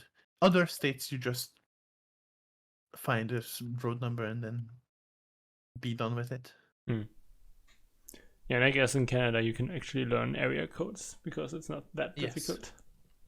But area codes, are in general are just like gonna narrow you down to a fairly big area a lot of the time. So True. less helpful than USA, I would say. Mm. But also a lot easier to learn. So like, might as well learn it because not really high effort for an okay amount of yield. Yeah. For Canada, use angles too. Yes. Manitoba and Toronto and Ontario or Quebec. Yeah. I mean, there's very many distinct ones, and you just look down, and then you're. I mean, even if you don't know how to know if it's a suburb of Toronto or Winnipeg or Quebec for some reason, then at least if you just learn the angles, you will always know. Mm-hmm. Or you don't even need to know the angles. Just look, line up the road and see. Yeah. And then you stop. Then you can know what area to scan after 5 seconds of looking. Yeah, makes sense. Yeah, that's it for North America, I guess. I know we're skipping a few of the smaller countries, but I don't want to look at every single tiny country. We can maybe, if there's anything important missing at the end, we can look at that briefly, but yeah, just gonna skip them for now. Okay, where do we go next? Let's do something quick. Let's do Oceania. That shouldn't take too long. Let's start with Australia. I mean, in Australia, it's like know the Vic and Taz road numbering systems because they are very logical and appear a lot. Know which states have the weird blue shields, and other than that, know your place names and have an understanding of how to vaguely vibe guess areas, kind of thing. Mm-hmm. You can learn stuff like council-specific street signs and whatnot, but that's again for the Australia specialists more than anything else.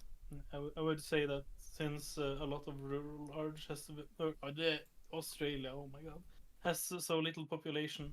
Usually, if you have a place name and you're very rural, you're likely to see it. Yes. And another thing, there's these highway signs with just one letter on them, and that's to the closest town starting in that letter.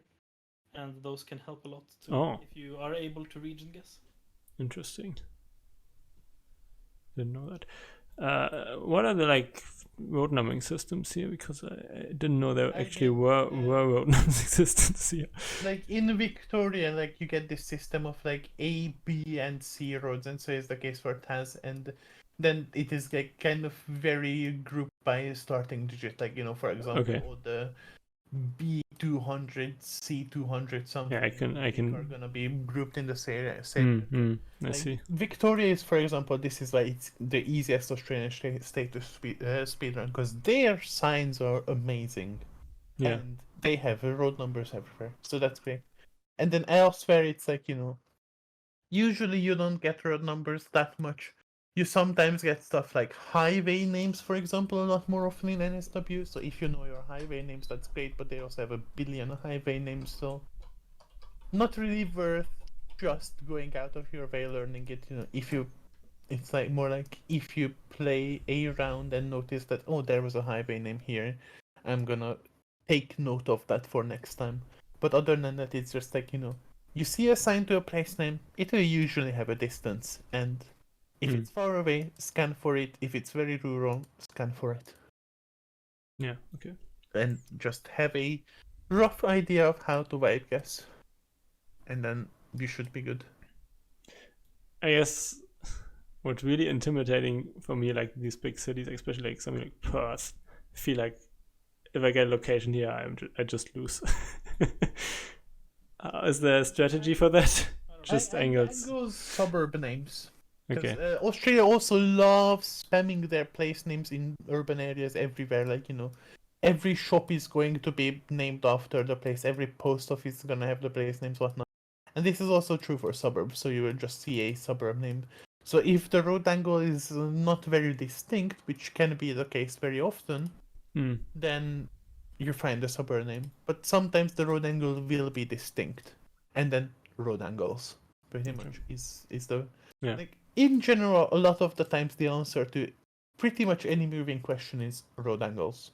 Yeah. Learn compass road angles. Yeah, like literally learn And- road angles and you will learn how to use them, and you will be so much faster immediately. And a high level thing for Perth specifically is that each of those suburbs have their own street signs. So that's just a small thing that's like only one, or I don't know Yeah. if even the Australia people know them all. But Yeah, I mean, like Slightly learned them all at some point. each council in Australia has their own street signs, and then you can learn the street signs of bigger councils as well, as I said. But again, that's a case of if you are really interested in Australia, or like just feel like this is my weakness, I want to learn this kind of thing, then it is very helpful. Otherwise, not a requirement by any means. You can absolutely get away without knowing a single street sign in Australia and still have very good times on it. Also, if it Just looks very interesting, then you're in a Perth suburb. Just saying. That is the fakest meta of all time. There's also, I think maybe it's more places as well, but I think Sydney has quite often the suburb name written out on the street signs. Yeah. Like instead of just a council symbol, we'll actually say the place. Yeah. Okay. New Zealand. Street signs again specific, but there are a lot fewer of them. So if you just learn like the most recognizable one, that is already can be very helpful, because then you can be like, you can say, okay, right now we are gotta be in Dunedin or something, because that's a pretty recognizable street sign. And if you also learn the less recognizable ones, then you immediately narrow down your area a lot. Otherwise, just know the most recognizable ones. Very good. And Australia, just like Uruguay, has road numbers before every bridge. They have them on like their bollards. Yeah. So if you get to a Wait, bridge that is they're on the bollards? otherwise, Sometimes they have road numbers on the bollards. Really? Yeah. Okay, interesting. New Zealand, if you have a place name, no matter how small the place is, it will probably be on the map.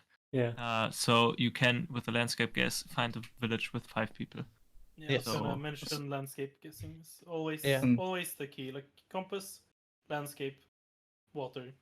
Yeah, my like goal. as I guess this is also a general rule of thumb since we're at it, is that in general you want to minimize reading and moving and scanning as much as possible. So if you can landscape guess, Hmm. and if you can angle guess, because angle guessing doesn't require reading. It just requires, being like, okay, where are the mountains? What angle is my road generally at? Whatever. Yeah.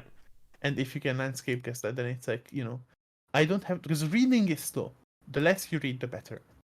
Yeah, I guess New Zealand is a very good example for that. Yeah. And New Zealand is very good to be like, I don't have to read that here, because I can just be like, this is what this area vaguely looks like.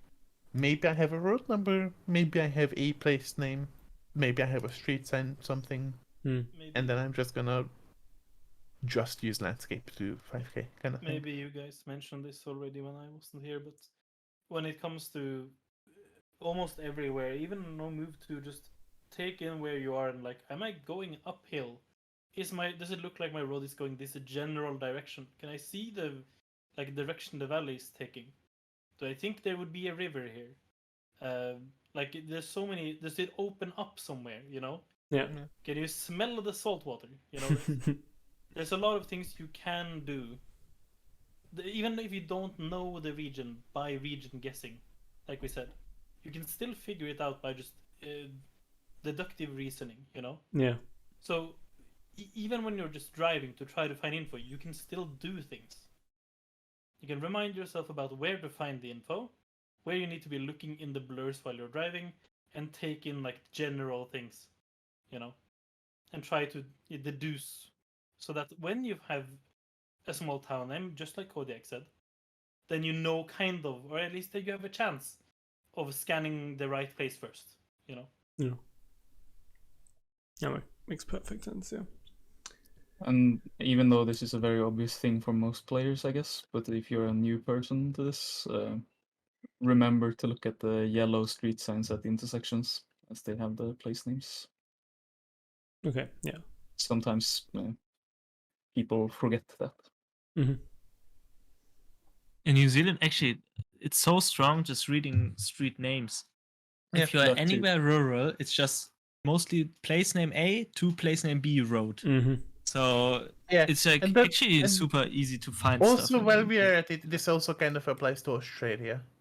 Slightly less, but it also, somewhat applies. So A lot of Yes. countries are like this. yeah, a lot of countries, like Like, even Ghana, Finland is like Yeah. a lot of something weird conjugation of Jyväskylä in some capacity because it's vaguely near Jyväskylä and vaguely reads there or whatever.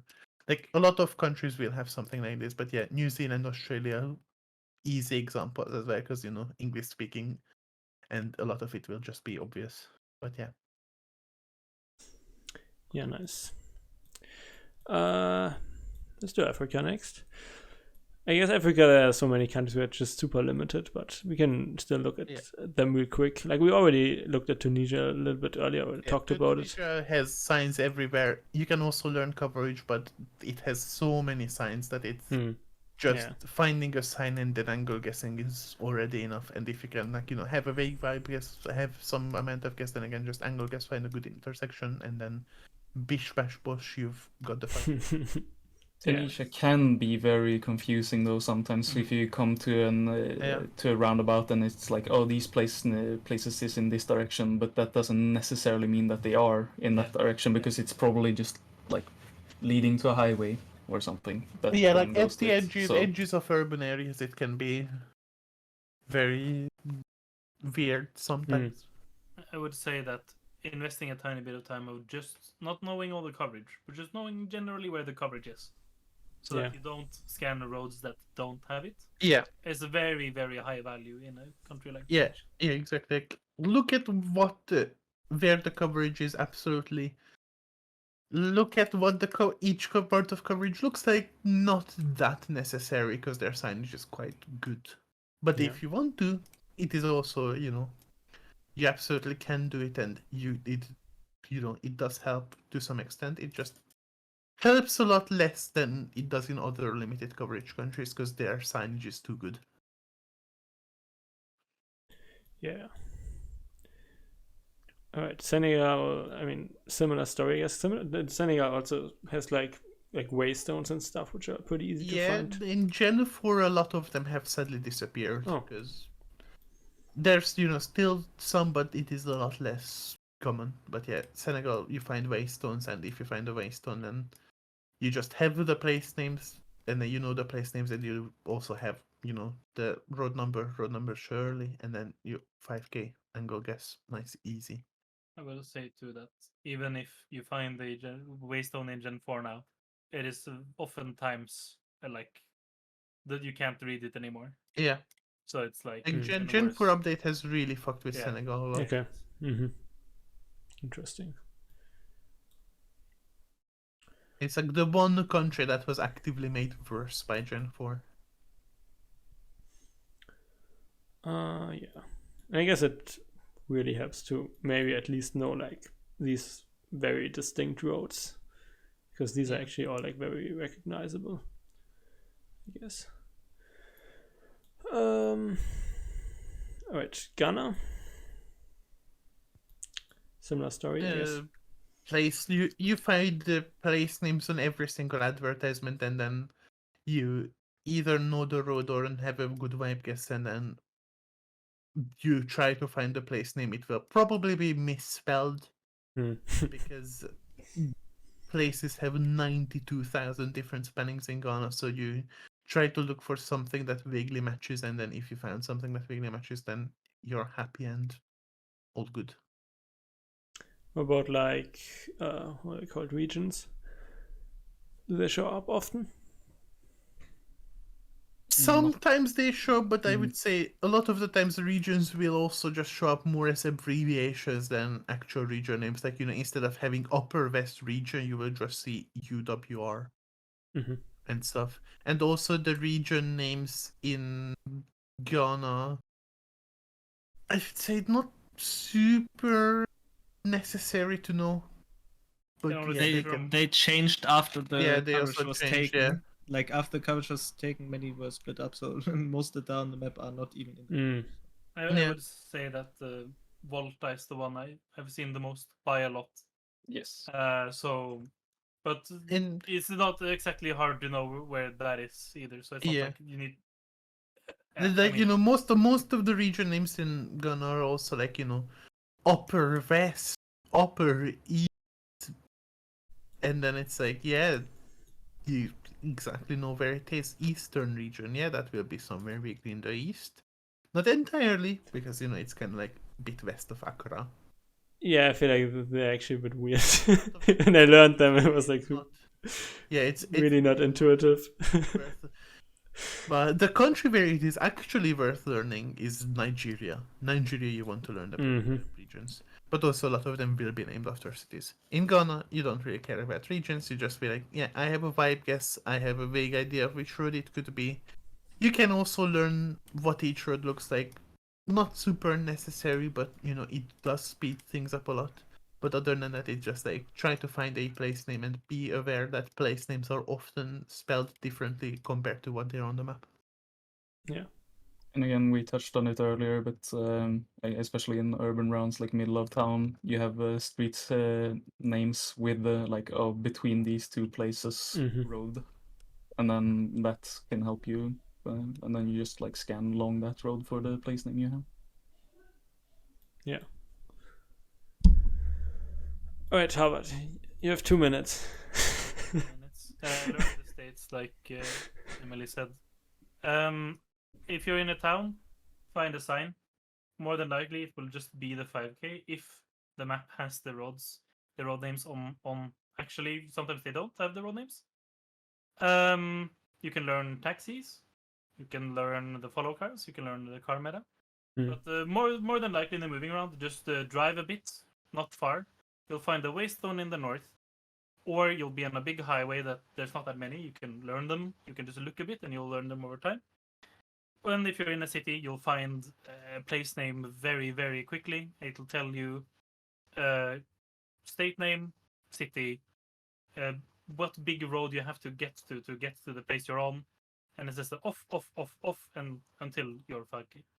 And even if you're in a semi-rural place, there will be a church with the same logic. It'll say, hey, actually, we are in Ondo State, off Oda in Akure, on the road, whatever, to road, whatever.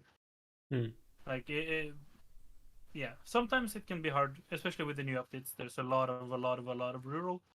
But for every map that you play as moving, as for now, these rounds are not in them. So, not really applicable as of yet. Yeah. SCW Nigeria 2 will come out, but even then, it will only be good rounds. So, just a few clicks, not more than a minute in any way, and you'll find a sign. Maybe it's a company that mines, or it's a church, or it's just a funny advertisement for something a block away. It'll tell you exactly where you are. If you learn the states, like Emily said. And I mean, the cities show pretty well and aren't. Some place names are wrong, but you can use your imagination, especially when you know the state. Yeah, nice. Any additions? It's very region guessable, so you don't always need the statements. Desert, north. Rivers, dry, middle, with mountains. Southwest, coast, and forest, and southeast, delta. Right. Nice. Kenya. I mean, probably kind of similar. You learn like counties and stuff. Yeah, Yes. no, counties appear absolutely everywhere. Like, a lot of the times it will just have a construction sign that will just say county government of Kitui or whatever, and then it's like, okay, I know which county I'm in, I'm just gonna try and find the place name. Obviously, those signs are often a bit hard to read, especially in Gen 3 and Gen 4. A lot of the times, it is higher resolution, therefore easier to read. But in general, it's like, learn your counties and know as many place names as you can, and then you're pretty much set. And less than in Ghana and Nigeria, but also still be afraid of misspellings, I'd say. But it's not going to be that bad. But not for the region names, but for smaller places. Can happen. Yeah. All right. Let's go to... Also, any country that has mountains and valleys and stuff, use them. Many lakes too. Just use the high value things that is geography, topography, water, compass. I don't know. Yeah.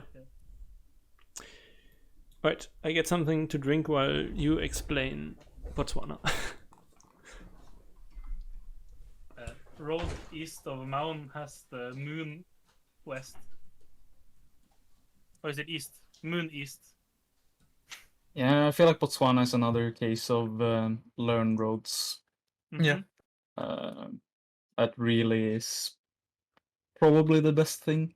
Know a couple of place name. I mean, obviously helpful, but generally it's a very learn the roads kind of country. Yeah, Botswana is extremely learn the roads, and if you have a sign, then the place names on it will be just findable because there are so few places in Botswana.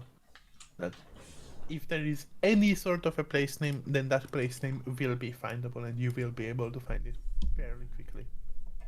Jokingly, tell that to Karen. Yeah, sometimes you can get sometimes you can't, but like I would say very rarely. I'd say I think you're completely right. Yeah.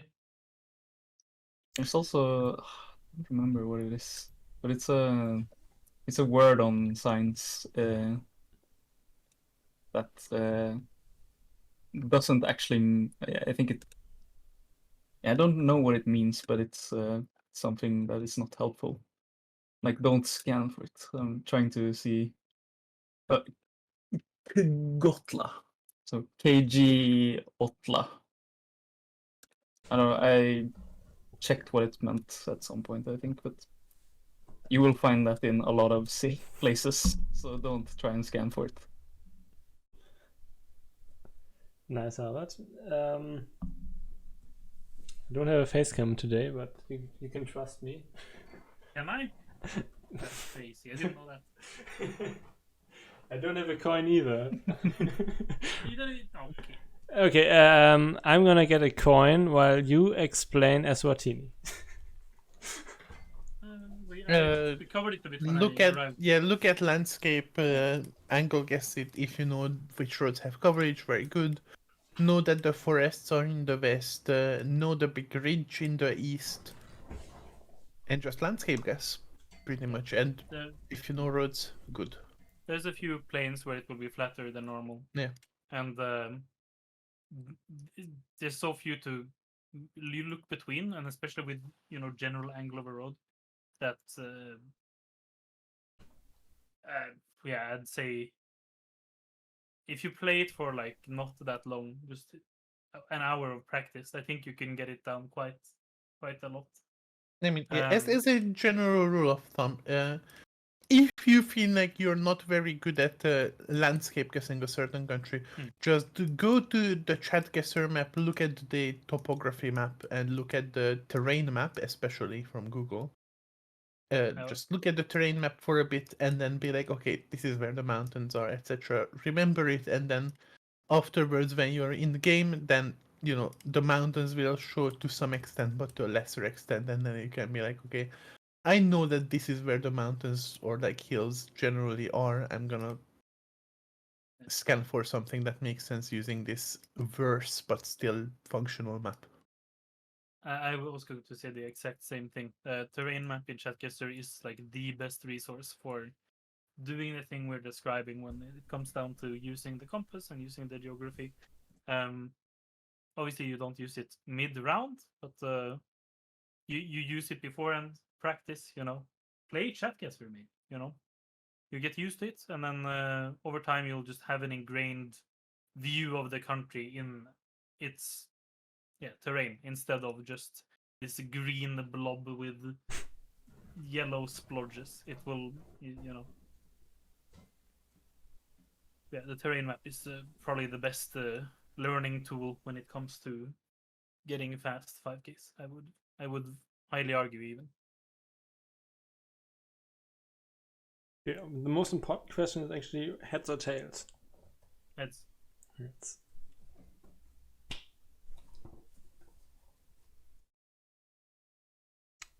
Unlucky. Tails.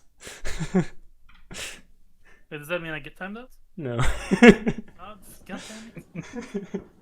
Second time, right? You redeemed that? Yeah. Well, Never lucky. better luck next time. Okay, let's do Lesotho. I guess Lesotho is just learn coverage pretty much. Mamrik. I mean, one thing that is, good to know is to be able to distinguish between the east and west. And west meaning, or east starting pretty much where the green area starts on the map. Because that's just mountain roads pretty much. While in the west, you get the flats with table mountains around. Yeah. And apart from that, I guess if you know driving directions, good, but it is a learnable country, but it depends, like, do you want to spend that much time on learning it? Yeah. Yeah, when it comes to driving directions, I think very mountainous countries are worse. Mm-hmm. Like you would rather just know the general angle the valley is taking, and then you just know which valley it is because you know which roads have coverage. Yeah. Yeah, being able to, like, because sometimes I see people guess like completely illogical, like not being able to distinguish the west part, like westernmost part. Just being able to tell that difference is already helping you quite a bit, I would say. Yeah, of course. I feel like place names are relatively easy to find too, right? Yes. One thing that is good to know, though, however, is that a lot of these like white signs that you get with like blah blah blah school maybe or something, and you think, oh, that maybe is a place name I can find. Most often not. Like, I've been driving a lot and like checking coverage, and whenever I find one of those signs, I try to see if there's anything that would be helpful, and most of the time it's just not findable at all, or if it is, then it's a small PUI. Mm-hmm. So green green signs, like the similar looking ones that you get in South Africa and Eswatini, really good. The other ones, not really. All right. Yeah. Also, one thing that is good to know is that probably like on the A1, there's a place called New Oxbow Lodge in the far north at the Thakabanas cattle post. Mhm. That one shows up on signs usually, like on that road. Okay. And the other one that shows up is close further down south, Tloqueng. But Tloqueng is not the thing that shows up. It's the, if you see the PY north of that, Mafolaneng. Mm-hmm. That is the one that usually shows up on signs. So Yeah. something pretty good to know on that road. Yeah. Sure. Okay, South Africa. I mean, South Africa has like pretty good road numbering, right? Yeah, system is pretty logical. Although I would say if you know place names are generally easier to find than the road numbers, because the road numbers grouped by first digit pretty logically, second, third digit, some amount of logic exists, but it is nowhere near as good. So in general, if you have a place name with a road number, then you probably want to take a quick look at the place name before trying to find the road number itself. Okay. Yeah. And if you are also, they also have kilometer markers that have road numbers on them. So if you are by the side of a road and you're pretty rural, you come across a kilometer marker, then again you have the system of it says road number and it says section number. So just you find the road and then you vaguely try to guess which section you could be on, and then you angle guess. And if you have place name signs, then find the place name. Or if you cannot find the place name after a quick scan, then you can try to find the road number. That makes sense, yeah. And I guess South Africa also very useful with like mountain ranges and stuff like that. Yes. I mean, every country there, like, if a country has landscapes, like, if a country is not the Netherlands, then you use the landscape to your advantage. Yeah, of course. Yeah, that's it for Africa, I guess. Okay, Asia or Europe first? What do you think? I mean, I guess Asia is probably quicker. Okay. Or more interesting, rather, because in Europe a lot of the advice is road numbers. Let's start with Turkey, I guess. Turkey also. Yeah, Turkey also has kilometer Google. markers that work similarly to everything above where it has road number, section number. Yeah. It also has a lot of place name signs, so you just know your place names. Yeah, that makes sense. And know that belediyesi means municipality. And then if you are urban and see a bin, for example, then look at the bin and it will say something like, I don't know, Ordu belediyesi, and then you will just scan for the municipality. Mm-hmm. And if you're rural, then you will see a lot of the blue signs with place names just spammed absolutely everywhere. Sometimes it can take a little bit of driving to get to there, but usually it is pretty quick. And then you just have I know this place name, it's this direction, there's a closer place name, I have seen that place, I see that place name, and there's also a road number, and then it's like, it has to be here. Yeah. Like Jordan is like another country where Know the coverage. So limited. That is entirely know the coverage and to know that the road names in Amman are not trustworthy. What do you do in Amman? Is it just, I don't know. This looks like terrible. You just find a bigger road angle, guess the bigger road backtrack.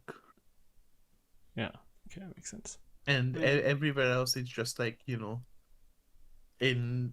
if you're like downtown Aqaba, the road names are trustworthy there. And then if you're rural, then just know the coverage. The coverage is so limited that you can just move 5k pretty much everything.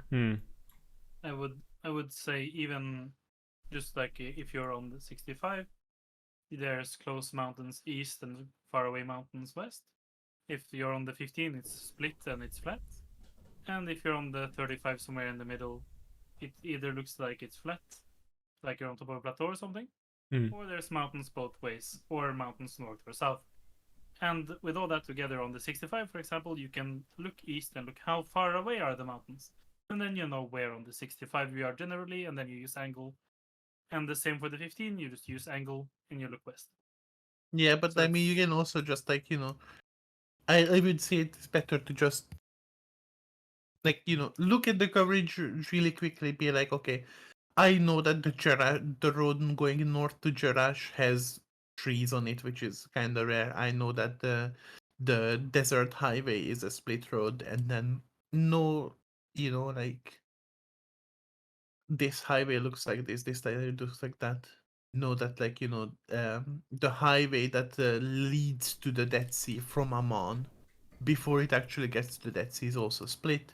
And other than that, just look at the map and play Jordan for 15 minutes, and then you'll immediately know what each road looks like. And then after that, you just angle guess, mountain guess, and you got basically free no 5Ks in any not urban round, and then And if you spawn urban in Amman, give rounds. up.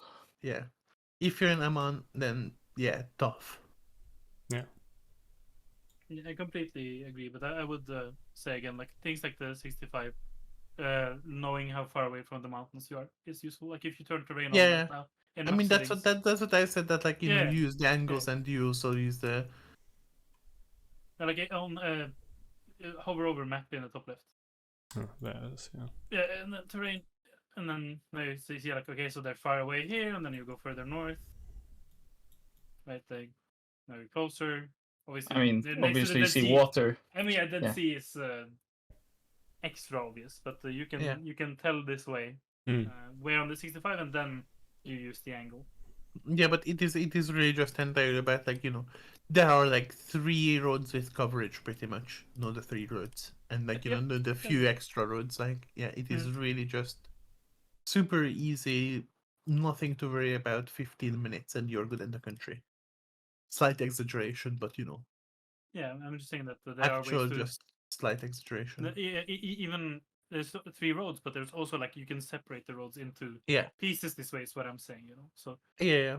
Yeah. Obviously. it's even easier than you're letting it on. Is what I'm trying to say. Pretty much. Yes. Yeah. All right. Anything important about Israel? Both numbers. Israel and Palestine both numbers. Yeah, that's pretty logical, right? Yeah, numbers very very logical. Mountains. Look at them. Guess with them. Yes, but also usually come up to road numbers so fast that Yeah. you will find a road number that you can insta zoom on faster than you can look at the country for trying to mountain guess or whatever. Yeah. But yeah, in general, yeah. If you have any sort of landscape, use them, and road numbers so common both Israel and Palestine that you just see them. And if you spawn in a suburb, then tough luck, GG, go next.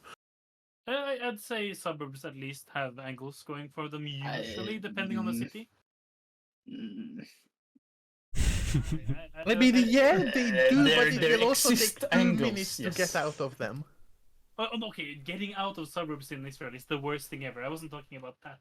Yes. Yeah, no. That's absolutely the worst. I was Yeah. more The like, thing is that they have so many like curvy roads around, so it's it's tough. Like if you spawn in an Israeli suburb, or like even versus settlement, which is even a more suburb-like than whatever, then yeah, just GG, go next, tough luck. But angles don't always mean from spawn. You drive to the big road, and generally maybe the city you're in, and then you have a chance for the 5K. You can try. It's not this only counts for bigger cities. Yeah. Like Emily is saying, like a tight suburb outside the city, or even worse, like settlements No way. Unless you find the road name or a place. And you find those by leaving towns in Israel. Which can be hard, because the suburbs are horrible. Yeah. All right. UAE, I guess. There's not too much to say, I guess. Use landscape, use angles if you're Yeah. urban. And I think it's also easy to find like place names. Yeah, they also spam place names a lot. Yeah. I'd say And look west. Usually you can gauge Hmm. how far inland you are based on if you can see buildings or not. Obviously, this doesn't always work if you're really above Dubai Sharjah or really Yeah. far below. But still, you can gauge both how close to the water you are or how far inland you are. yeah, Then- like you look at if there Yeah. are any mountains, which way are there Yeah. the mountains. Exactly. If you see mountains, you're very lucky because then you basically Mhm. narrowed down your city based on which direction the mountains are. If you don't see mountains, then you're like vaguely in the Dubai Sharjah area. You see, okay, where are the big buildings, and then use angle guessing and landscape guessing and shit. Like it's really no other advice than that. Hmm. And if you cannot, for whatever reason, distinguish between cities, then yeah, they also spam place names. So really easy country. Yeah. I want to mention this mountain range because I played some no moving UAE and you see this one actually so often. You see that effect everywhere here and it helps so much. I feel like. Yeah. Yeah. This No one. worries, it's always visible in ACW. Around from the hedge streak, Lupus. Yeah, based on the- yeah. On the mountain. So Have, always useful to keep in mind this one. covering Nice that as range. well in the video. Okay, where do we go next? Let's go to Russia. Russia is a big one, I guess. It's like Cyrillic the most useful script to learn out of all. The easiest script to learn. I don't know Okay. if it's the most useful, Hmm. but it is so easy. Like I picked up Cyrillic when I was 14 and bored on a holiday to Bulgaria, and then I got back to Geoguessr more than a decade later and still remembered it pretty much. Yeah. Like it is very easy to remember because a lot of the characters will look like Latin characters, and even if they don't mean the same thing, you can just remember, okay, the thing that looks like it's just a B is actually just a V or whatnot. And it's like really, you spend an hour, you know how to read Cyrillic at an okay speed. And it's not only Russia that you get use for it in, so it's a high value, low effort script to learn. Yeah, like I think out of all the possible things,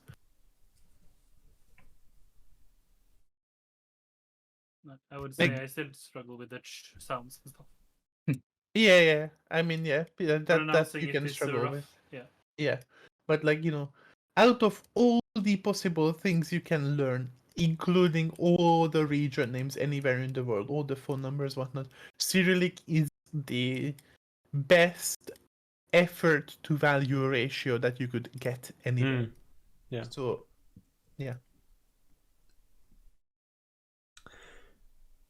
Other than Cyrillic, what would you say were good? I mean, Russia, I think has like pretty good signage too, like on It roads. has pretty decent signage, although ACW Russia can be quite bad because there are a lot of locations in the middle of nowhere. So if you can region guess, then that is very helpful. Luckily, there is very good Russia metadoc, so Hmm. you can learn a lot from that. But other than that, yeah, place name signs show up a lot. Also look out for the yellow little construction signs. If you can read Cyrillic fast enough, they will usually say the road that you're on and which rough section you're on. Okay. Yeah.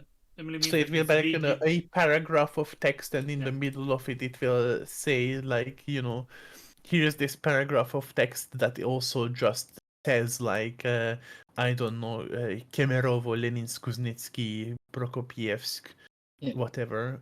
Yeah, you usually yeah. see look for the places there, then they usually like have dashes between them, so it tells you Yes. like between these places. And Emily Yeah. means it's like big yellow signs. If you Yeah, Yes. Mhm. most people that have played any moving will find them in Russia. So But that's the ones we're talking about, like a Yeah. big yellow sign with a lot of text. Okay. Did we already speak about area codes? No. No. Okay. Yeah, so area codes, urban Russia gives you the oblast, and it's like so strong. Like, pretty few people have learned them, I feel like, but it's like urban Russia with an area code, and then you see the city name written somewhere, you just need to scan this oblast. So, Yeah. And also, Um, speaking I- of city names, Russia is one of those places that have very little road numbering. So the more city names you know, the more powerful you're gonna be, Mm-hmm. and that kind of just comes with experience, knowing what cities are good to know. 'Cause, up until like a couple months ago, pretty much every city that was good to know showed pretty early, and pretty much no city that wasn't good to know showed. But now a lot more places show at the same zoom level, so it's kind of like a bit of experience knowing like, okay, this place just is gonna appear everywhere. Like if like Khabarovsk, which now shows at the same level as 80,000 places, but it also like is on an entire 2,000-kilometer stretch of road, just appears everywhere, kind of. Mm-hmm.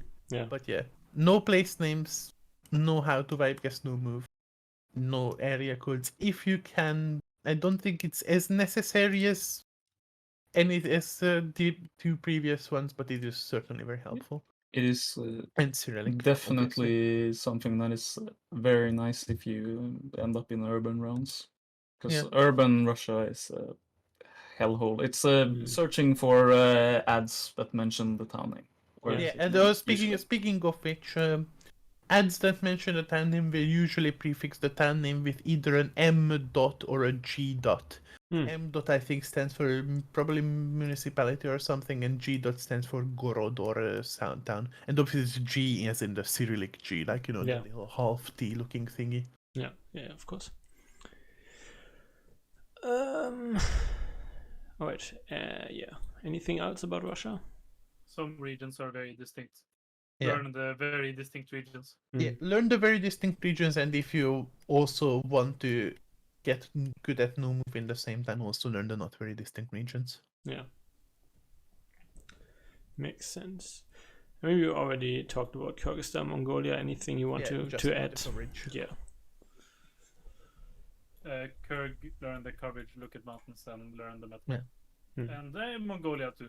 And kind of Mongolia, there's so few roads that actually are pinpointable. So for moving rounds and moving maps, learning what roads would actually be in the maps is more useful than you would think.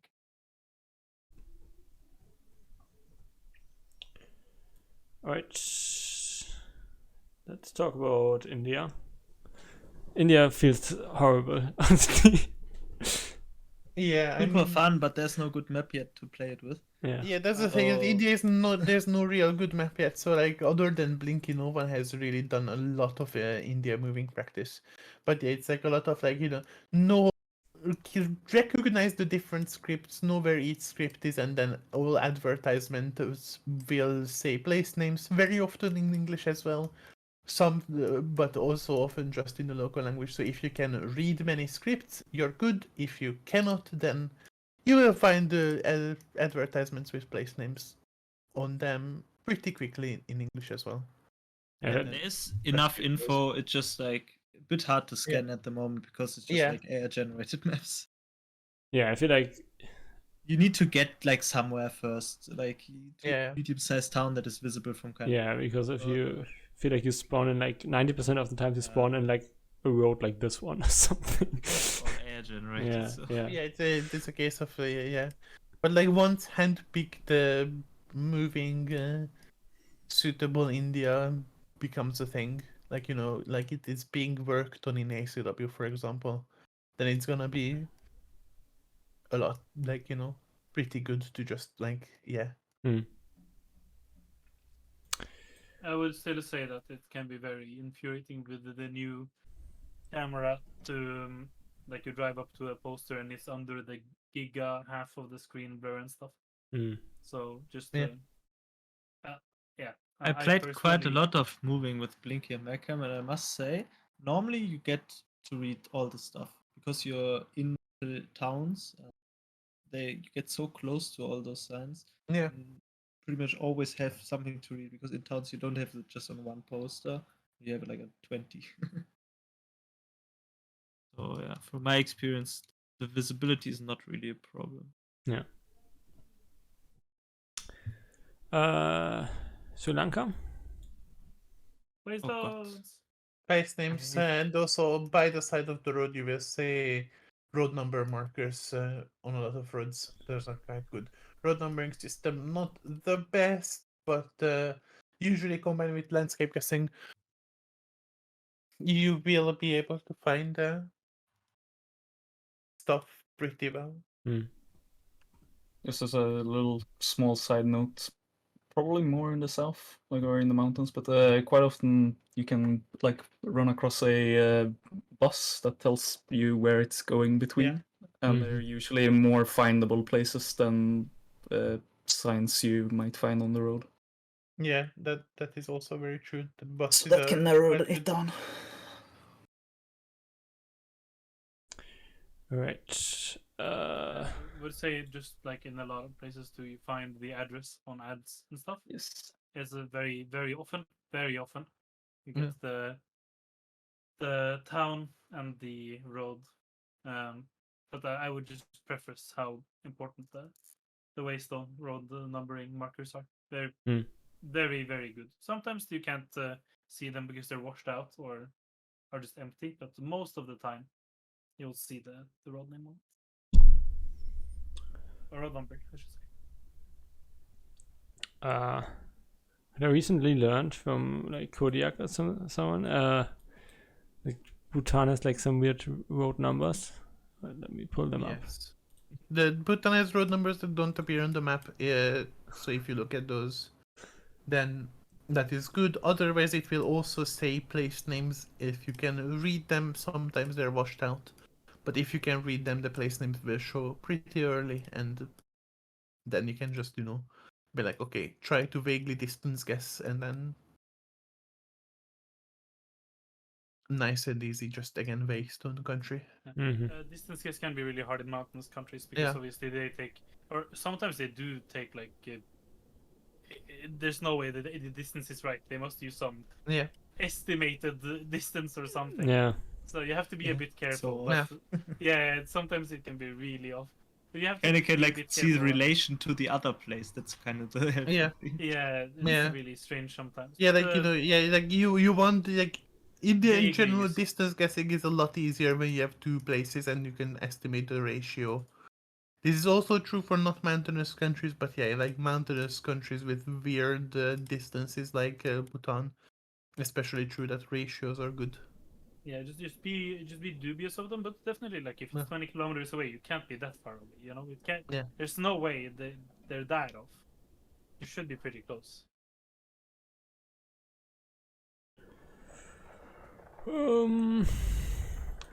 Bangladesh. Okay, Bangladesh. That's like Bengali if you can. How hard is it to learn Bengali? Not too hard. The problem is the combination letters, really. Yeah.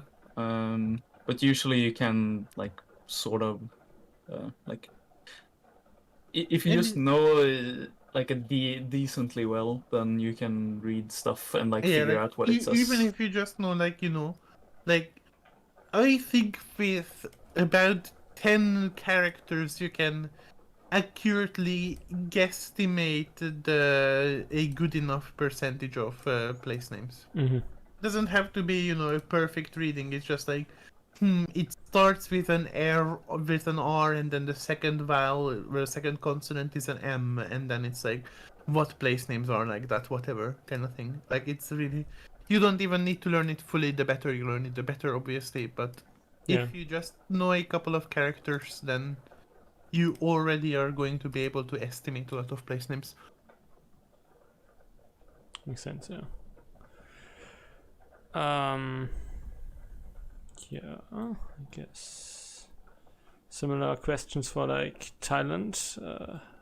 Thailand is pretty difficult to learn, I think, right? Thai. Yeah, I mean, I've tried once about half a year ago and then I gave up, but I'm probably gonna do it again at some point. But yeah, Thailand, quite a lot more difficult than Bangladesh. But to info learn. wise, super nice. Like Yeah, but you have info-wise, like yeah. so much info if you can read Thai. Like it's on every single hospital, school, whatnot. So, and then you have kilometer markers with like the short form of the province.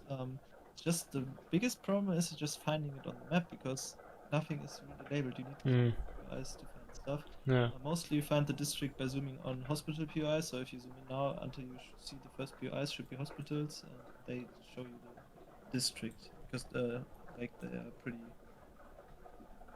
big, the districts. Like this, for example, using hot. I mean, maybe this is not the best example, but like if you're like more rural, the districts are generally labeled by hospital POIs. Mm-hmm. Kind of helpful. Okay. But yeah, for pinpointing, depending where you are, can be a pain in the... Anything else about Thailand that's worth mentioning? Area code super easy, but they just narrowed down to like 4 provinces or 5. So yeah, it's like it gives you an area, but that's not enough in theory. Nah, at least I feel like most of the time you come across mobile anyways. I feel like, I mean, yes, but I think they're common enough to say it's worth it. I mean, it's fairly easy. Yeah, I just I mean, personally, I've gotten to use it like 3 times, so Oh, really? yeah. I would Like say every this- duels round in Thailand, if the opponent doesn't insta-guess, I get one. If I'm in an urban environment, like 30 seconds. I would say it depends on your like relative how good you want to be at moving. I wouldn't say Thai phone numbers are worth learning until you're at a pretty decent level compared to all the other things we've talked about. I mean, in general, I would also say you can get to a pretty high level at just being like, Thailand is hard and requires a lot of effort to get any amount of decent at, so I'm just gonna ignore and hope that you can scan for a road. Like, you can get to a pretty good level without knowing absolutely anything and just hoping that you're on a That's fine. national road. I Like- would Every just country. say if your Yeah, but, gambit, you know. if your gambit in a speedrun is to be in a town to get a phone number and then have to pinpoint the Thai town, I feel like you should have reset already if you're at the skill level Like, to learn Thai phone codes. yeah, like I think Yeah, I in think- general, Thailand is one of those countries where you can absolutely, if you learn how to read Thai, then you're already very good. Like, you know, you've already pretty much done everything. If you can also, on top of that, learn phone codes, sure. And if you want to say, like, you know, if you're the kind of person who's like, I'm just gonna gamble that a couple of countries I'm not gonna be good at because I don't have the time or whatever, and I'm just gonna try and invest in high yield countries, then Thailand is probably one of the better countries to skip until you are so good that you cannot ignore it. Yeah. Makes sense. Yeah, I don't know. I feel like for me, I'm planning to do like no reset stuff and like 100k runs maybe to just get like a basic idea of most countries. So I can't really skip a country like Thailand, I guess, entirely. So Thailand is like definitely one of the countries where I'm like, okay, I just don't want to get one Thailand if location ever. Then in Thailand you will get to a national road pretty quickly, and then you can just scan for the road number. The road numbers are only logically organized by the first digit and not by any other digit. Mm-hmm. So it's going to be a little bit hard to find, but combined with landscape guessing, vibe guessing, whatnot, you will be able to find it relatively quickly and then just backtrack from there. So it is generally not that awful, it's just pretty bad unless you can learn how to, unless you know how to read Thai. It is pretty bad for super fast rounds. I think we should explain you how to find the national road. It's the white eagle. If you have a waystone. If you have a waystone, then it is Mhm. like the white eagle, and Mhm. like the black eagle is the the provincial. regional, Yeah. Okay, I see. It's very important to know because if you scan for the Black Eagle, it's not on the nation-wide level, Yeah. so that only helps if you already have the province done. Yeah, if you know how the province abbreviations in Thai, which in that case, you will have learned Thai pretty much already. I would also say that when it comes to what Emily said about driving to national roads eventually on no reset rounds, that's a good case of why backtracking can be not only good but like extremely goated. Since if you are able to remember mostly everything, you can be like, okay, I found the national road, and I went here, here, here, here. That spawn bang, and that can save you like up to multiple minutes, Yeah. depending. So can't really understate that when the example like this came up, I'd say. Mm-hmm. Yeah, it makes sense. Yeah, also learn the provinces. There's so many. 76, I think. Yeah. Well, it's doable, I guess. Kembo? Sorry, did we mention state abbreviations? Yes. Kinda did, yeah. Okay. Yeah. Kembo, if you have a waystone, it will have a road number. It will also have place names, most of which are fake, and the distances are fake and lies, and never trust them. Mm-hmm. If the road number is more than 2 digits, it will not appear on the map, but then just look at the middle digits. The middle digits will be which road it branches off. If you don't, then you bet, if you're not on a main road that has waystones, then you better hope you've learned Khmer, because otherwise you're up for some nice driving. Yeah. What Emily said about the more than 2-digit road numbers is super correct, and it's a very valuable. Yeah, we recently done that. That was actually I would definitely, yeah. If you, I think I have it linked on this one. If you're in a moving round and you're a new moving player, that's very, very helpful. Don't forget that.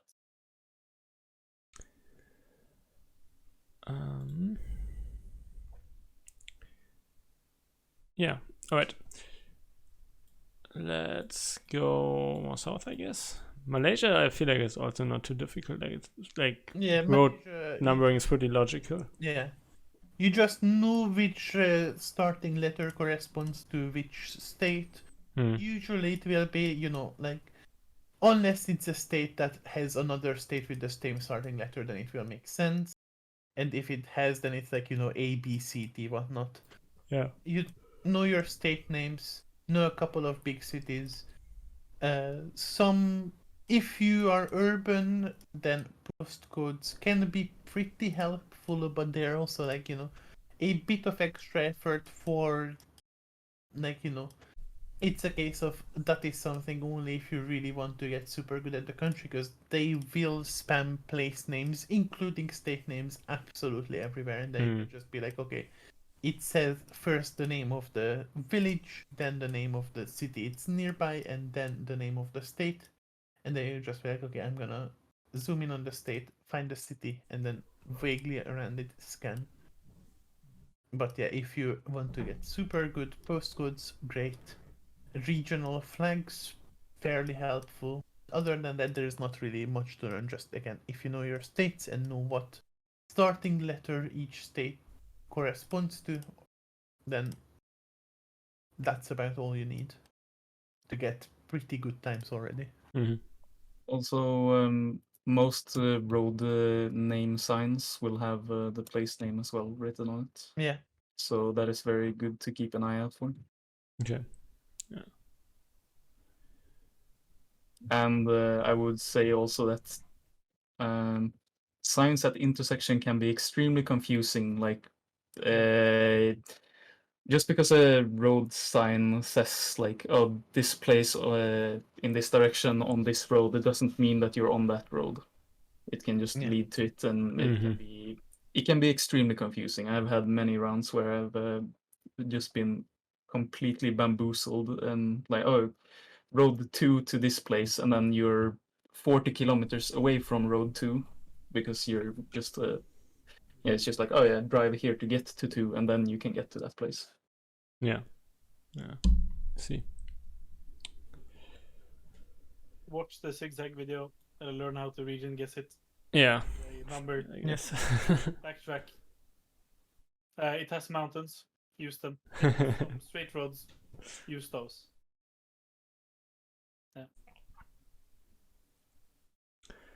Yeah, Indo. Learn your Kabu Kabu pattern. pattern. It's a lot of time, but learn your Kabu pattern. If you're on Java, then you can get away without learning them, because Java has pretty much almost all of its Kabu pattern named after cities that are visible on the map, aside from like 3 or 4 elsewhere. Like Sulawesi, still fairly decent for having visible place names for Kabu pattern. Sumatra, Kalimantan, absolute hellscapes. Learn your Kabu pattern there, especially. Yeah. And yeah, That's if you cannot learn your Kabu pattern, then try to region guess and then scan POIs for Kabu pattern. And to be Yes. honest, there's nothing really else that you should learn, because this is how you 5k. Like everything Yeah. else is just like you can region guess and whatnot, but like you still need the Kabu pattern in the end, effectively. Knowing, Yeah. knowing what east, west, north, south, central is Yes. in start. Indonesian is very helpful, because like sometimes you at least get the province name, but they're in Indonesian, so it will be like like Sulawesi, Sumatra, Tengah. like Sumatra Selatan for South Sumatra, for example. Yeah. And then at least you have a province to scan instead of the entire country or entire island or something like that. One thing to mention for Indo too is the very, very, very, very bad mapping. You need to scan POIs and it's but Especially rivers. Like Yeah, knowing rivers it- are always mismapped.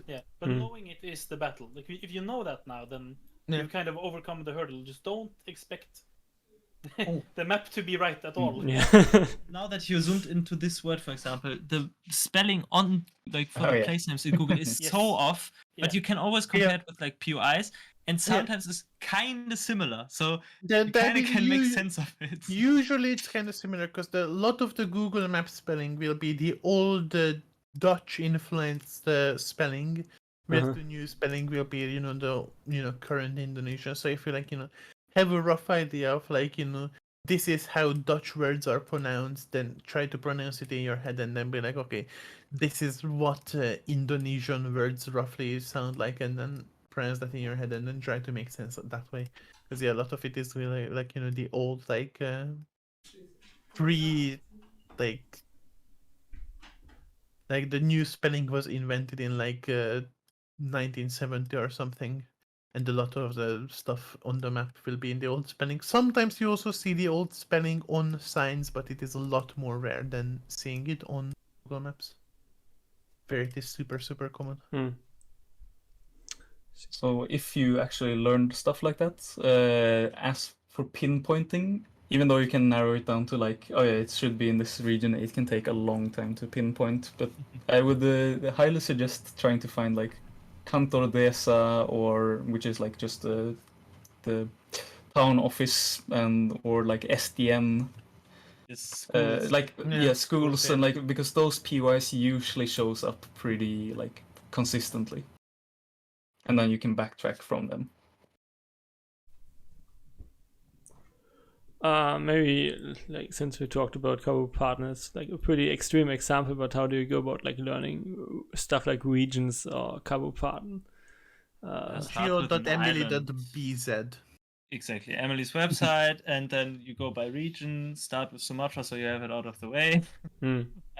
And yeah, just like repeat until you know them, and then just never forget them until you die. Because otherwise, you need to relearn them, and that's a pain again. I would, Yeah, it is. I would say that there's some places are very region guessable, and you can see water in a lot of places too. And water, as we know, water and angle, mountain and angle, water, mountain, angle. Yeah, Just like learn routes. if you Yeah. learning Kabu pattern is a large time investment. If you don't want to put in the large time investment to learn the Kabu pattern, then you can absolutely use like landscape guessing and whatnot to narrow down your rough area, and then from that try to just be like, okay, I'm gonna now just scan for POIs for the cable pattern.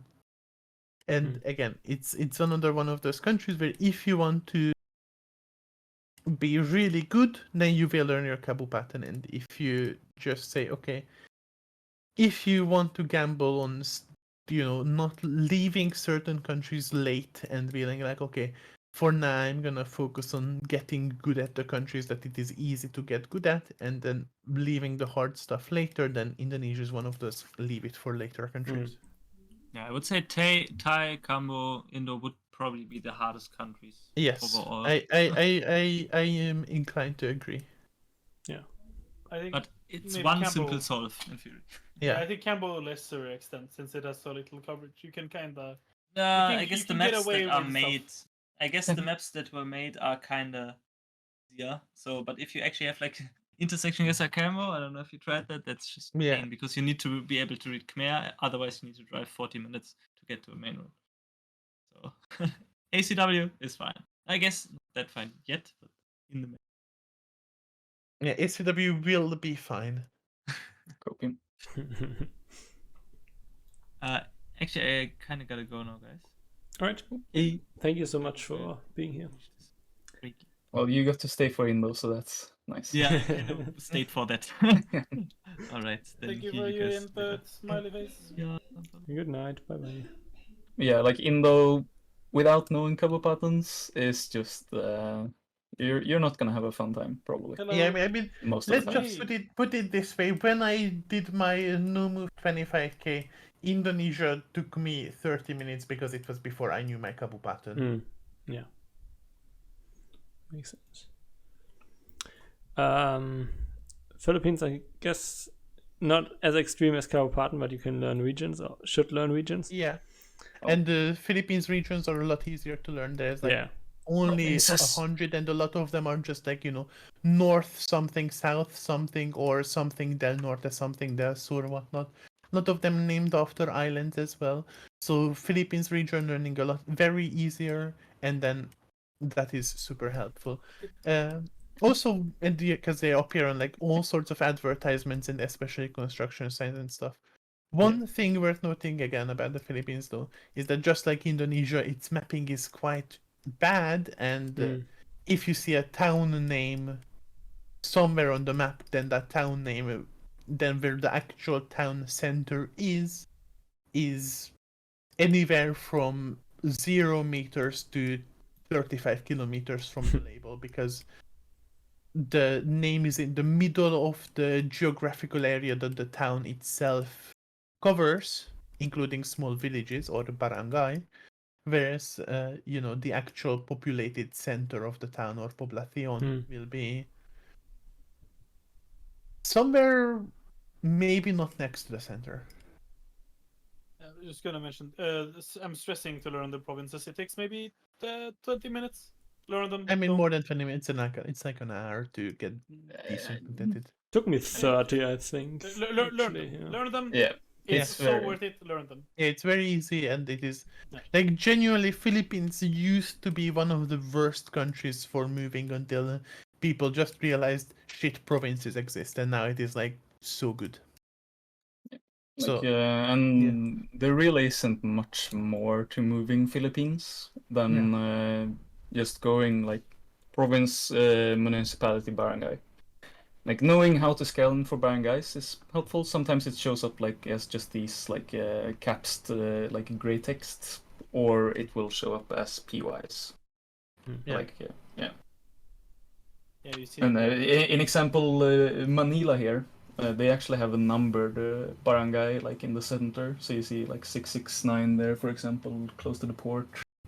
So they like, if you're in downtown Manila and find a barangay, they are actually really helpful because they are sort of grouped.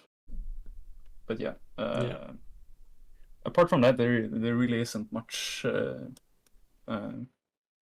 like for moving games. And there's of course you can learn a lot more about the country, but usually that's just like drive to an ad, find the address, and then 5k.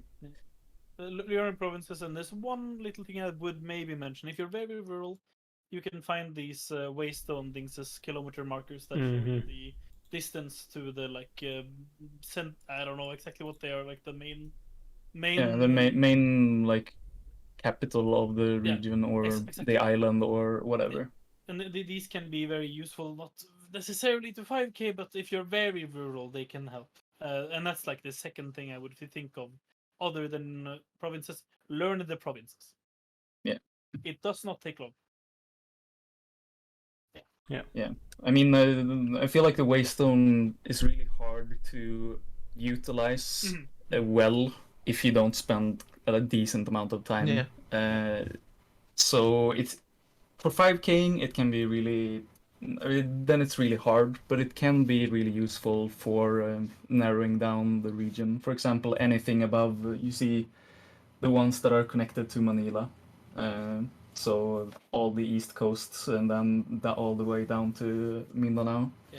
Also, since we are talking about these kind of waystones, so I might as well quickly bring up that one thing we forgot to mention, that sometimes on big roads you also get the similar kind of abbreviation waystones in Indonesia, and they can be quite helpful if you don't know your Kabu pattern. And if you see like MDN is 130 kilometers away, then that is gonna be Medan kind of thing. Yeah. I'm just gonna quickly bring it up because I realized we forgot that in Indo. I would only mention these because they're only really useful if it's a very rural. Yes. You're not getting a province Yeah. But it's the only other thing I could think of that is useful for. Yeah, but really, in Philippines, learn your provinces. Yeah, just learn your it's just that, provinces. yeah. Right.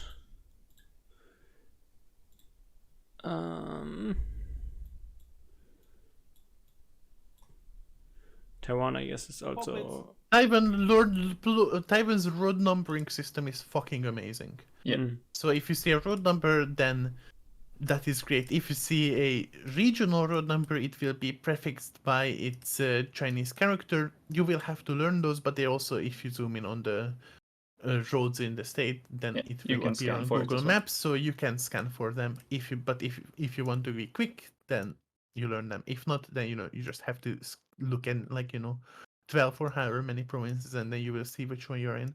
And both the provincial and the national roads very, very logically organized, so if you know them, you're just good. Pole plates can be somewhat helpful, but really just know the road numbering system and you're just good. Yeah, I mean, again, it's kind of like a rural versus the flat area part thing. Like sometimes you don't get a road number, you'll almost always have a pole and often a plate.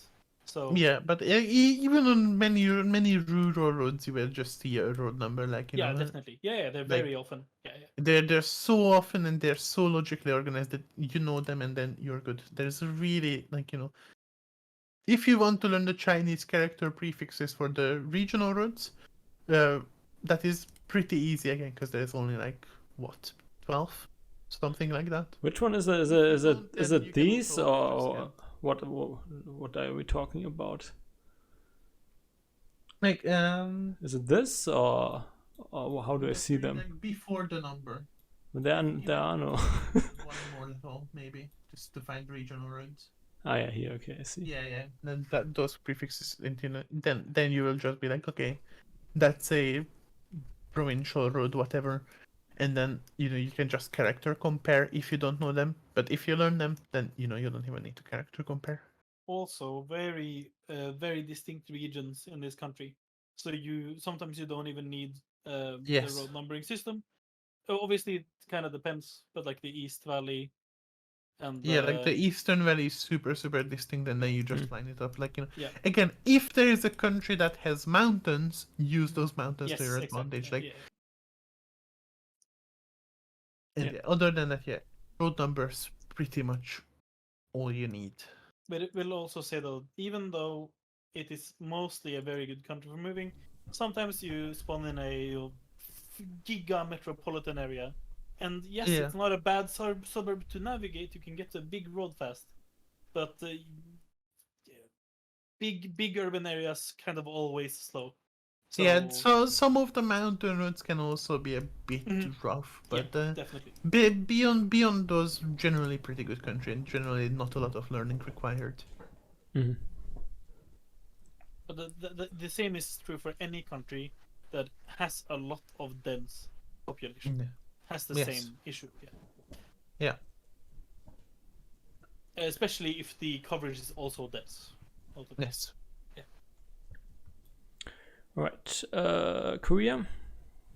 Okay, so in Korea, firstly, know your place names, because a lot of city names appear on a lot of signs. The thing is, there are also other place names that appear on signs that are like ups and myons, and which is like basically like towns, or even ref, which is like villages.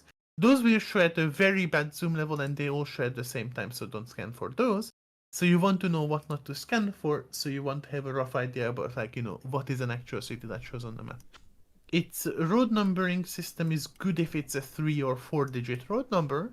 It's not good if it's a 2-digit road number. So if you see a 2-digit or a blue circle pretty much, then unless you know where that blue circle already is, you want to scan for the place names instead. Phone codes, pretty good. I believe up until each region has its own phone code that is already very public and good knowledge, but even the digit after that is regional. I don't think there has been a map released of it yet. I've kind of made one, but it's sort of incomplete, so I haven't released it yet. But if you want to look at it, but that's just for if you want to be a Korea ultra nerd. Most people don't want to be ultra nerds, just learn the 2-digit phone codes, because that will narrow your province down. Road numbering system good. Know your place names. If you want to be an ultra nerd, there are a bunch of other things you can learn, like bus stops. And if you know bus stops, then you can basic and how to read Hangul. Then you can even 5K coverage gaps.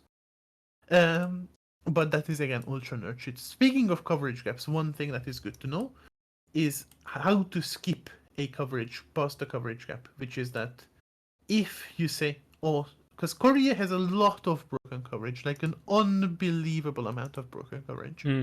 But a lot of it you can skip past if you just take a step back and then try to move your cursor far enough to skip past the coverage gap. Okay. That trick is something you will need to use a lot, and it is very good to know, and it is, very easy. Also good to know is road naming system inside cities, because in Korea, a lot of the road names will be named like something like, I don't know, Samsung Ro 321 Gil or something like that. And then if you see a road name like that, then the something ro or something dero will be the big road that it branches off, and the number in it will be the lot number. And then you will just try to scan for the big road, especially if the number is high, if the number is in the hundreds, then that means that it's a big long road. If the number is like 7, then it could be a long road, but it would also just be a road with 7 lots. So that is the trick for urban Korea, and for rural Korea, just know your place names and have an idea of 3/4 digit road numbers. And I guess I still don't really know that, but I guess what's really useful is knowing where coverage is actually. Yeah, and also know where your coverage is. Also, again, if you want to be an ultra nerd, then pole plates quite good, because they basically narrow you down to a coordinate system, but it is again ultra nerd stuff, and also a lot of the times they're not really readable, so not actually that good. Okay. And most of it is like super ultra nerd. If you don't want to ultra try hard the country, then just again road numbering system, phone numbering system, place names, all can guarantee you like a fairly, just knowing those 3 can guarantee you a fairly good round. And then ultra nerd stuff, there's an unbelievable amount of stuff that I will stop nerding about now. Super quick thing about skipping coverage, back to that, is that you can also, if you can't skip it the way Emily said, you can try to click on the side of the road, because that also sometimes works for some Yes. wonderful reason. That's all. Okay. All right, then let's go to Japan, I guess. Yeah. I mean, where do you start? I guess you do have the map of the road numbering system, right? Yeah. national roads. Yeah. Wait. Yeah. It's pretty good to know at least. Especially like the 100 to 226 is pretty like good to know and easy to remember. But it basically just goes down the country, and then when you end at Yamaguchi, you go to Shikoku, the island southeast there, yeah, and then you go to Kyushu Okay. for the That's last good to know. ones. Yeah. And that's the general system they go through all the iterations north to south. But yeah, learning prefecture kanjis is probably the biggest thing I'd say for moving games, because sometimes it will take a long time before you get to any national road, and it can be quite painful. While as you can get the prefecture road numbers, and those are really helpful because they always tell you the prefecture you're in. Yeah. And there's also a thing beneath the sign of prefecture road numbers, the hexagon. Yeah. Almost always tells you between which places you are. So Oh. if you can do first read the kanji for the prefecture, then you know which prefecture you're in, and then you can see, oh, it's like it says this city by character comparison, and then you know, okay, so this road should go to that city, and then you don't have to scan the entire prefecture for the road number. That's pretty good. I didn't know that. So that is at least a very good tip, because pinpointing Japan, even if you can like are really good at like all the metas and narrowing down the region and prefecture by stickers and whatnot, pinpointing most of the time just comes down to finding prefecture or national road numbers and then backtracking. Yeah. Also, one tip about learning prefecture kanji is that there are a lot of shared characters, like Yes. that are just like what Ava looks like, and then that will be in all the Ava places or whatnot. Yeah. And also, for a lot of the more complicated characters, one thing I found very helpful while learning is trying to come up with like some sort of a weird description of your own. Yeah. Yeah. Like I have learned to read a lot of kanji, and it's basically the same when you do that. You get to learn how to make a story out of each character. Yeah. And apart from that, like big city pinpointing, if you can't find road numbers, then I highly suggest finding train stations, because they are very easy to scan. You just scan along a train line and see the train station names. So that is a pretty good tip for urban Japan, because urban Japan is a hell to. Yeah, it looks very intimidating. And also, like, as a small extra side note, like stores like 7-Eleven, Lawson, and Family Marts show up really early, and they're pretty good as like a reference point. Like if you zoom in one more, you see Lawson and 7-Eleven POIs. They're easy to recognize the store brand, and yeah, just a good reference point, especially in urban rounds. Yeah. Right. Anything else? I could go on for a long time.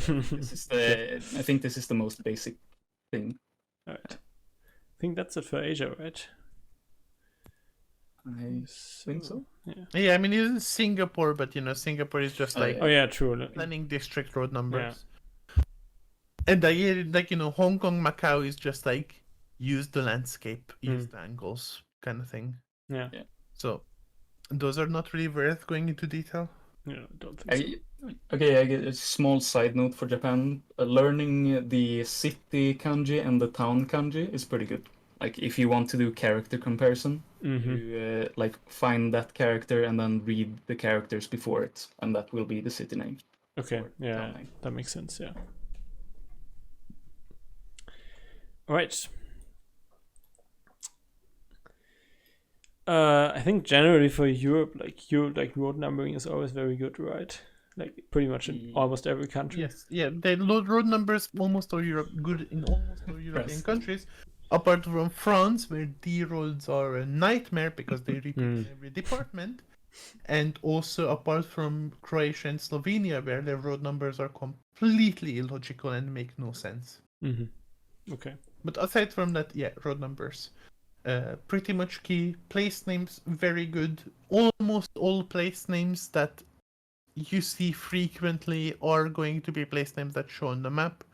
Pretty much the only counter example I can think of is Haparanda in Sweden, which is hidden by Tornio on the Finnish side.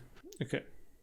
But other than that, pretty much all the European countries, if a place name is gonna be commonly visible, it's gonna be seen. Actually, no, there are a few in France that you see a fair amount of times, like Alençon, which is just north of Le Mans, which doesn't show because it's hidden by some other label. But yeah, most countries, map pretty well.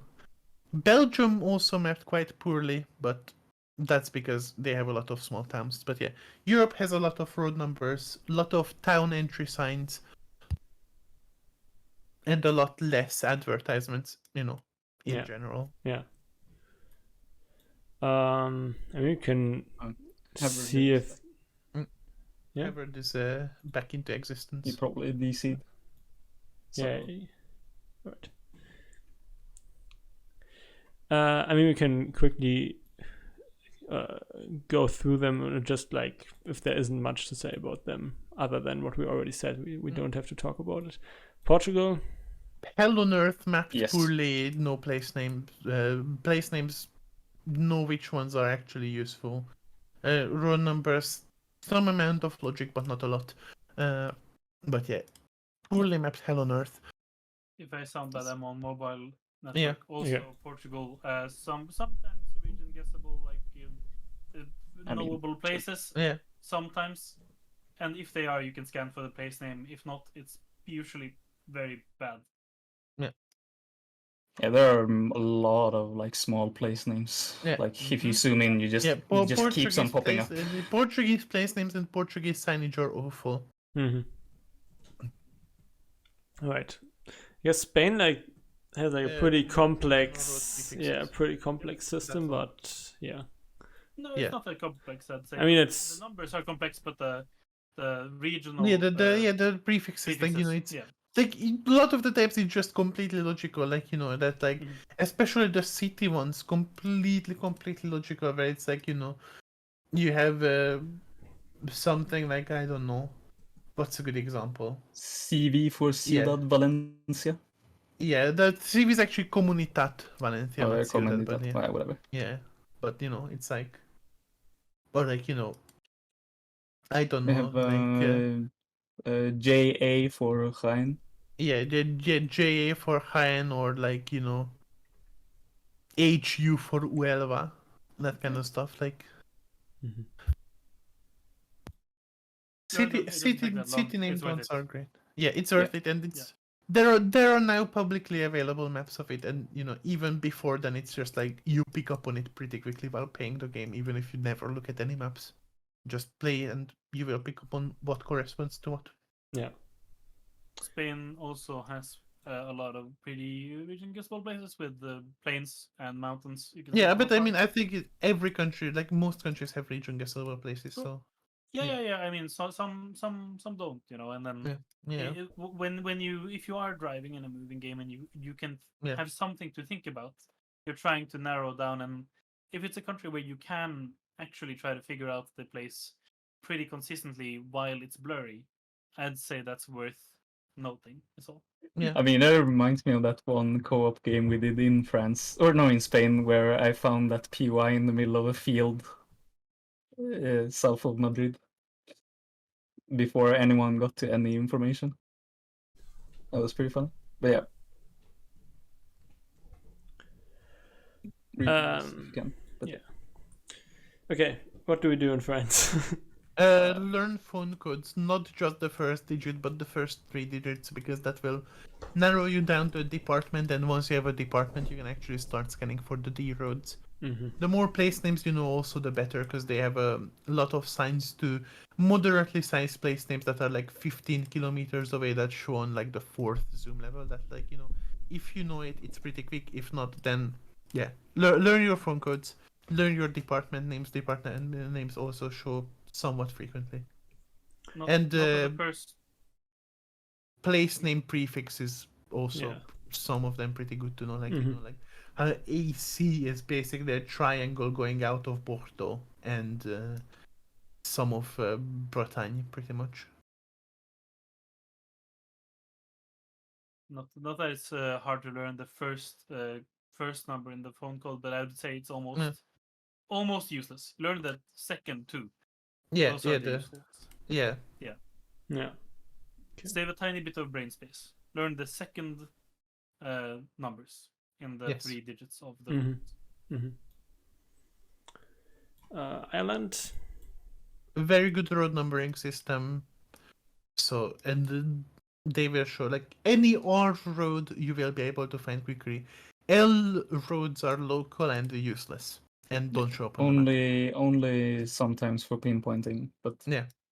But even for pinpointing, most of the times they don't show up. yeah. Right, UK. Good road numbering system. Place names, usually a lot of tiny place names on signs. But yeah, try to, if you can somehow region guess, good. If not, find road number or place name you know. Hmm. Sometimes county names can be helpful, but it's usually just in counties that are very proud of like themselves, like, you know, Yorkshire kind of thing. Belgium. Town entry signs will say the municipality, and the municipalities are the only thing that's actually findable, because anything that is smaller than a municipality will only show in, like, you know, the small all caps gray text hell on earth, poorly mapped. But Mhm. find the on the blue road signs, usually the place names will also be municipalities that are findable. And So if you have the a only- town exit sign has municipality underneath. Belgium is an example of it's so easy to scan in the right place when you have, just like Emily said, on a road sign the municipality, because it's very like you can't really scan it in the wrong place since it's different languages and everything. Yeah. And the only problem with Belgium really is Belgian suburbs can Yes. be one of the worst things to get out of. Not quite as bad as Israeli ones or Dutch ones, but very bad I think sometimes. Belgians are harder to get out of than Dutch ones. I think you're I biased. feel like they're equally shit. Yeah, Yeah. Let's yeah. Even let's still, settle like, on No, that. and also one thing about Belgium as well very is that easy country. But yeah, also suburbs bad. street signs Yes. usually say the municipality. Yeah, street Is signs is one the thing I best. forgot. Yeah, street signs very good. Town Yeah. exit signs very good. Mhm. Yes, street signs is I'd say the best. It's Yes. a very easy country because of it. It's honestly As long as you can get a view of them, like Yeah. a good view Yeah. of them, then they're really yeah. useful. If you have like some weird fried Gen 2 suddenly, then or like the sun shines on it, can be very annoying. But I think it's generally a very good country for moving, but with the caveat that it's a very populated country in a very small area with lots of roads covered, and you will spawn in a suburb and you will hate it, and I hate it, so it's okay. We're here together, you know. Yeah, it's just a matter of how long you have to drive to find that info. Mhm. Yeah. Mhm. Mhm. And backtracking through the suburb too. Yeah. Yes. Okay, Netherlands. Usually place names are very good. They appear on a billion like of these overhead signs, sometimes blue signs, sometimes red signs. If you exit a town, underneath it will say the municipality with the little GEM or gemeente. Most municipalities are named after big cities. Sometimes they are not in that case. tough luck, but you will still find signs to big places. If you're on a big national road, then it will have kilometer markers with the road number on it. But usually you don't need it because you will just have already found the place name, because place name signs are so spammed everywhere. And just like Belgium, getting out of suburbs is hell. The place name signs are very important, I'd say, because they really insanely spam them. Like Genuinely, like every exit of the 300 town. people in a town still have 3 signs in it. Like it's so ultra spam. Like if it's on a flat area and there's like a ring road around the city, there will be a roundabout. Every road exit, and in every one of them there will be a pole with these Emily said, yellow or red or blue or whatever. Yeah, blue or red, red and white. Yeah. Place name signs with distances to them. It's amazing. Yeah. Caveat: hard to read and guess. Very bad to get out of suburbs, just like Belgium and other places like that. And place name signs. It's just you basically know your place names, and a lot of place names also naming is quite regional. So if you have a feel for stuff like places that end with will be all like either Friesland or Groningen kind of thing, then that can also help a lot. If you just don't know the place, then you can still narrow down where it should be based on just what it sounds like. But usually it will have at least one place that is big enough that you should know it. I don't know if this is applicable for more cities, but at least Amsterdam has the suburb or district or whatever it's called on street signs, right? Or street. Yeah, I think so. I don't know if you know more, Emily. I mean, I don't know about stuff like The Hague or Rotterdam or something, but mid-sized cities will not have it. So it's kind of Amsterdam and maybe one or two more big cities. I don't know. I don't think anything. I don't think there is any others, but I'm not sure. I mean, Lux, I guess. Road numbers, just road numbers. Yeah. That's all you need. Pretty good, yeah. Yeah, you don't have to drive far to find any intersection with road numbers in places. So. I guess Germany will be outdated in new coverage, yeah. Yeah, so I guess we can kind of skip that. Yeah. Let's do Switzerland, I guess. Languages and landscape, place name signs appear quite a lot. Yeah. And then, based on languages and landscape, you can just immediately be like, okay, this is where the rough area I have to be in, and then just scan. Austria. If you see a road number, the road numbering system is good. Otherwise, landscape. Italy. Road numbering system is Austria bad. Valley angles. Yeah. Oh yeah, Austria Valley. Austria Valley angles. That's what I mean by landscape. Yes. Sure. Yeah. I'd say that specifically is very angle of the valleys. Yeah, makes sense. Italy is place names and 2-letter province abbreviations. Roads that are SS roads are gonna be findable because they're national. SP roads are provincial and can be beat in every single province and are not gonna be findable. SS roads are not logically organized, but some of them are somewhat organized. Like for example, there are a lot of roads called something like 120 something or 180 something, 190 something in Sicily, for example. So you can get a feel for those. But yeah, other than that, place name signs, and 2-letter province abbreviations, pretty much. How many provinces are there? Quite a lot. I don't know exactly. Yeah. Okay. It's not necessary. It's just a thing where it's it is good to know if you happen to know. Yeah, makes sense. As for urban rounds, quite often no parking signs or whatever, just the commune on them. Yes. And keeping an eye out for that can be quite helpful. Yeah. I was gonna mention that. It's usually how you find the place name sign, I'd say. Or place name. Let's go to Iceland. I mean, road numbers. yeah, just that's- the best road it's numbering system in the world. Super straightforward. Denmark is also pretty good road numbering. Yeah, right? road numbers, place names. Yep. Also, It really one is thing that worth simple. noting for all the Scandi countries is that if the road number has the dashes outside it, that means that you are not on the road, just leading to it. And if the road number has a solid border, then that means you're on the road. Yes. Okay. Norway also good road Yeah, numbering. road numbers and the place names. Sometimes the road numbers are kind of fake because they are the FV roads, but usually they will be real roads, and then you're happy. Yeah, I would argue Norway probably is the worst Scandinavian plus Iceland, or like Finno-Scandian, I guess, country when it comes to road names, but still very good.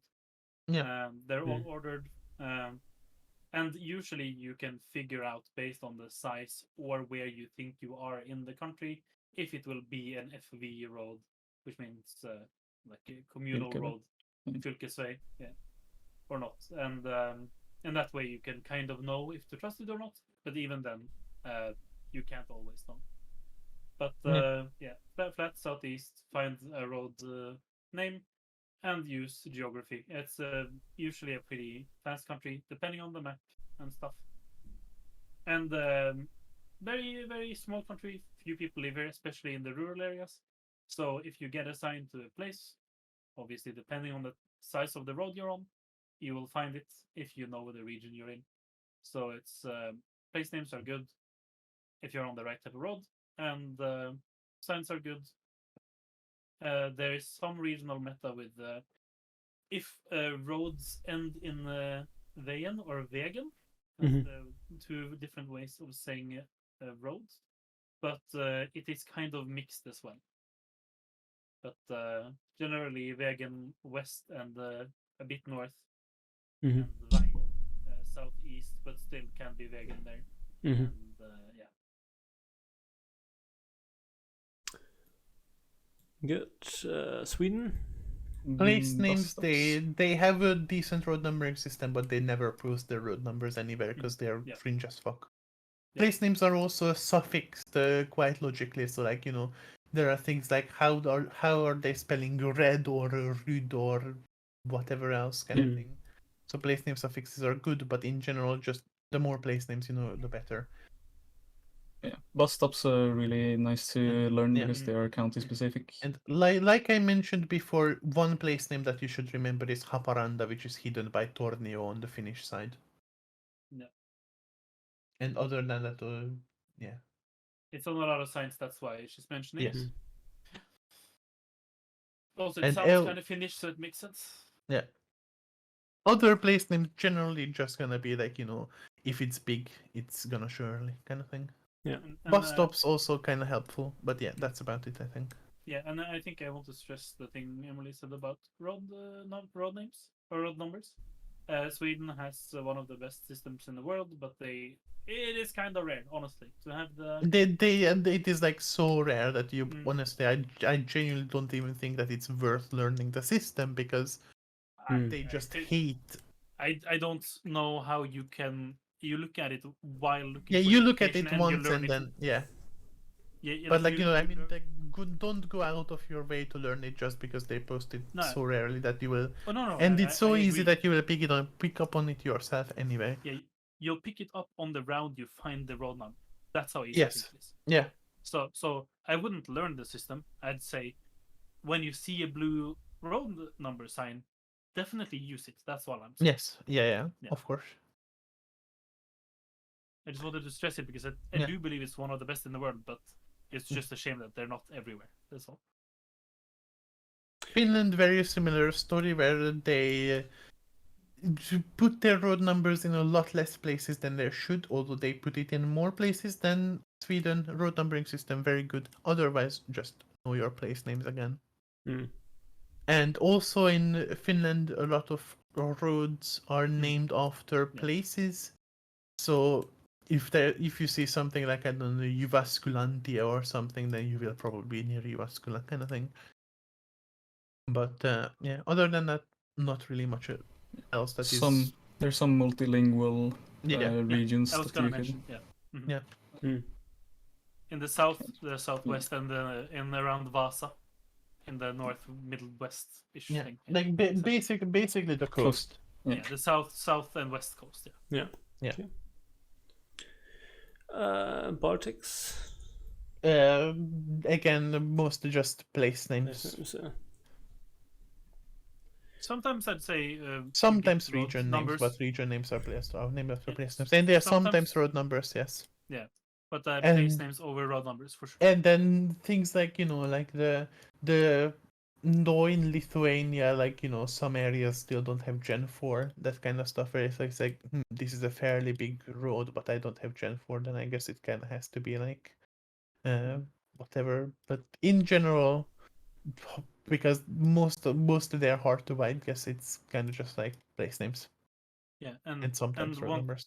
Yeah, and I'd say what would be an example of a place that angle guessing can be pretty good, since you get stretches that are long enough to pick out from far out, but also a lot of variation. So if you have a place name, you don't need to know how far away it is. You just need your angle. Yeah. But I feel like that's a kind of a special case in the Baltics because it's so Yes. flat. Meanwhile, like if you're in USA, for instance, like okay, it's an east, west, north, south road. Like who cares, you know?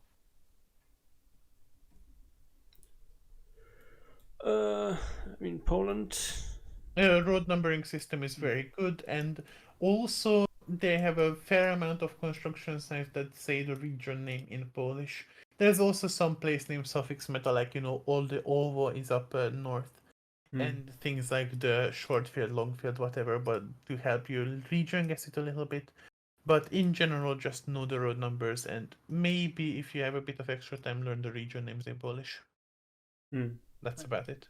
I would also just mention, compared to other countries in the Nordics we talked about, I feel like you definitely have to drive quite a lot to find a Polish road number. Maybe I mean compared to Sweden, Poland has more, but you still have to drive further because it's kind of more of a very agrarian population where getting to a main road might be. Again, depending on that's map what and the stuff. region names are good for. Is that Exactly.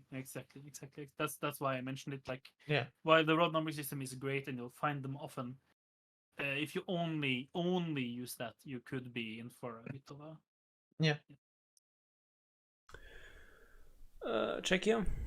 Good road numbering system, and also every single bridge in the country will have the road number on it.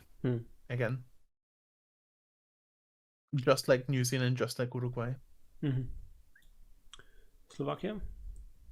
Road numbering system is fine, but mostly just place names and kind of what it looks like landscape guessing. Yeah. Also bridges, though, right? Yes, I think so. Yeah. Yes. I'm pretty. Yeah. I have So, definitely kind used of same- it in Slovakia. So like the same logic, but Yeah, same logic, just slightly less. It's a lot more region guessable by landscape though than Czechia in my opinion. Yes. And we also have And- like the close border to Hungary with like double language, which is it's also another very easy example. to recognize. Yeah.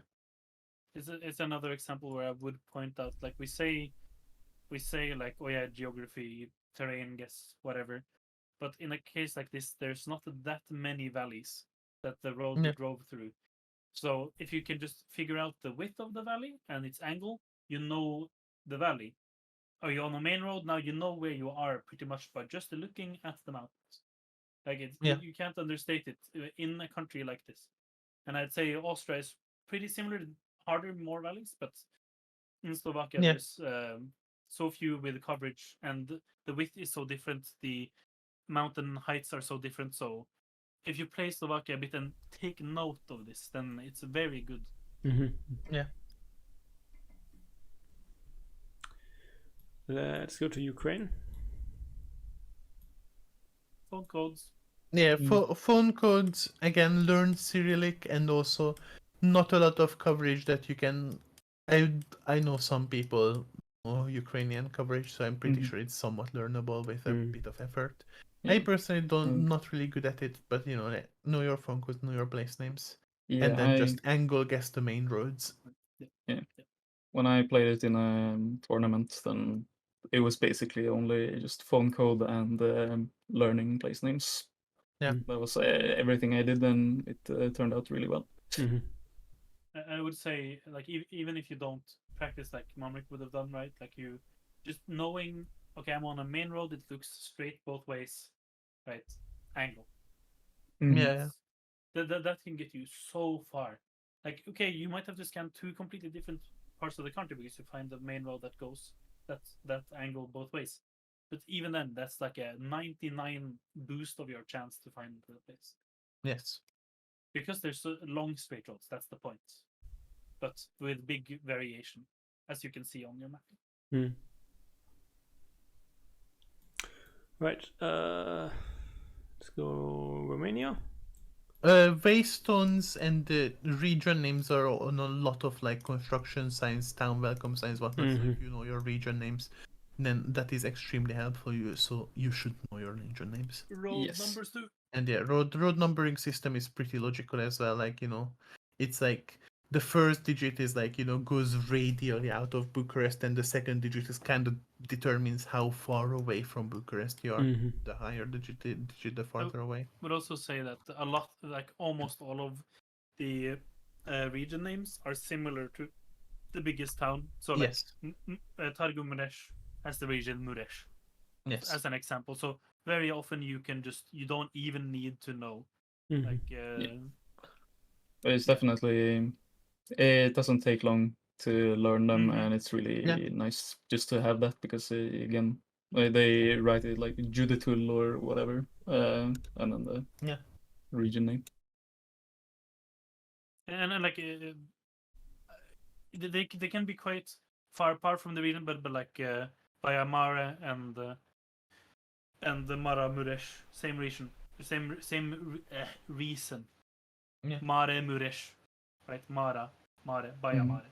You see, you can like reason your way to it. You don't even really have to learn them, but taking note of them, trying to see them, and road numbers. Is very, very useful. Don't scan for yellow road numbers. Yeah, don't ever, because yellow road numbers are communal. Okay. And again, if you just have a rural road and it's flat, use angle. And if you have mountains, it's hard to find an angle, so don't use angle. You know, it's kind of the And then the if you things see we Waystone, very good. Waystones are a lot more rare in Gen 4 than they were in Gen 3, but they're still fairly common. So if you see a Waystones are very good. Yeah, that's about all there is to Romania. Okay, Hungary. The road numbering system is very good. It again radiates out of Budapest and then kind of just like, you know, second digit, like, you know, pretty logical. And if you have a place names are so incredibly often fixed with something useful. Yeah. Usually it's the name of a river or the name of like some sort of an old ethnic group or something. You will pick up on it pretty quickly. But in general, if you look on the map, like if you see a place name, it doesn't hurt to just immediately go in on the map and see if you see something that starts with the same thing. And if you see something that starts with the same thing, then there's a high likelihood that it is going to be near there. Not always. There are some prefixes that are kind of fake, but most prefixes, like 90% of the prefixes, are going to be. Just two quick examples of good prefixes would be in the southwest with Zala. It's a good example, and in the northeast along the Titsa River with Titsa. Yeah. Good examples of where you will find the same place names. And they are everywhere, and you just find the right one. When you use ones like Titsa, it is along a long river that spans a lot of the eastern part of the country. So obviously you will have to follow the river. But even then, that is a geographical area you can scan, which is important. If you turn the coverage off, it's easier for you to see them, I would say. Yeah. Like in the northeast, you'll find Titsa stuff. West, nah. Basically around the second biggest lake, like not the big, like if you see the lake, then out of that north and south is the Titsa. And in the southwest, there's Sala and Sala Gares. Yeah, and like that kind of stuff, pretty much in Yeah. general. And And there are a but lot there's of way stuff. more. Yeah, there are lots and lots of them, and Mhm. Yeah, I think there are a lot of them most on of them are useful. Again, Yeah. some of them aren't, but most of them are. Plunkett Guide lists like a lot of them too, I think. Yeah. No, you just say like you don't even have to know where they are or anything. Just know that concept exists. So you get one that could be one. Check the first order, second, and third order scan just really quickly, and see. That takes 10, 15 seconds. Yeah. Yeah. And then keep moving. Yeah, that's pretty much it. Yeah. Yeah, or learn them, and then obviously free. Right, Slovenia. If you know place names, good. Road numbers do show up on kilometer markers, but they're kind of illogically ordered. But with knowing how mountainous you are, what kind of valley you are in, whatnot, you can find the road number. Yes, perfectly described by Emily. Couldn't say it better. Kilometer markers and valley angles. Yeah. And the size of mountains. Perfect. Okay, Croatia.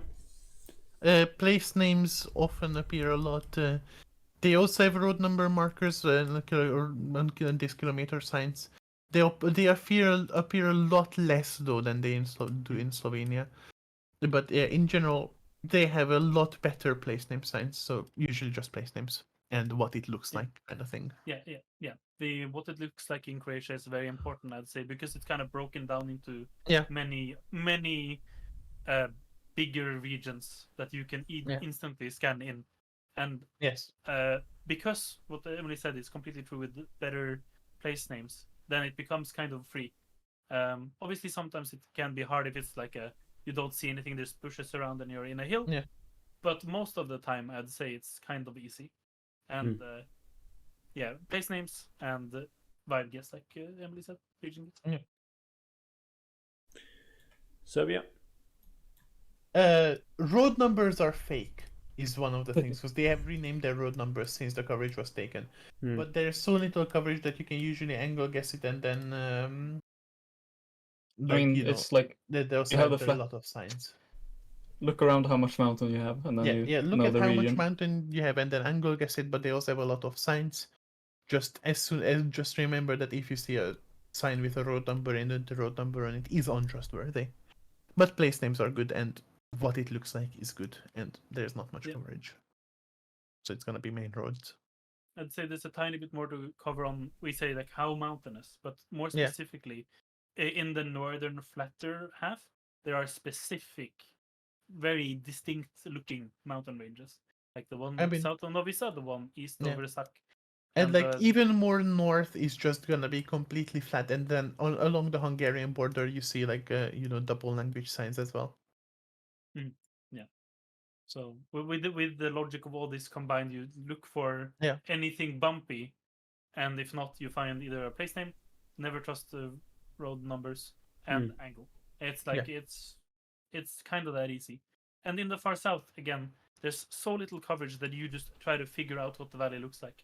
It doesn't have very well-defined angles or well-defined valleys. They're kind of like random hills, but still, that's something you can look for. Yeah, and then they also have like good signage, so oftentimes you don't even need to think of that.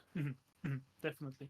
And I would say though, it's kind of dubious when it's not very clear high mountains, so it can be hard to figure out the without a terrain map to figure out what the mountain looks like.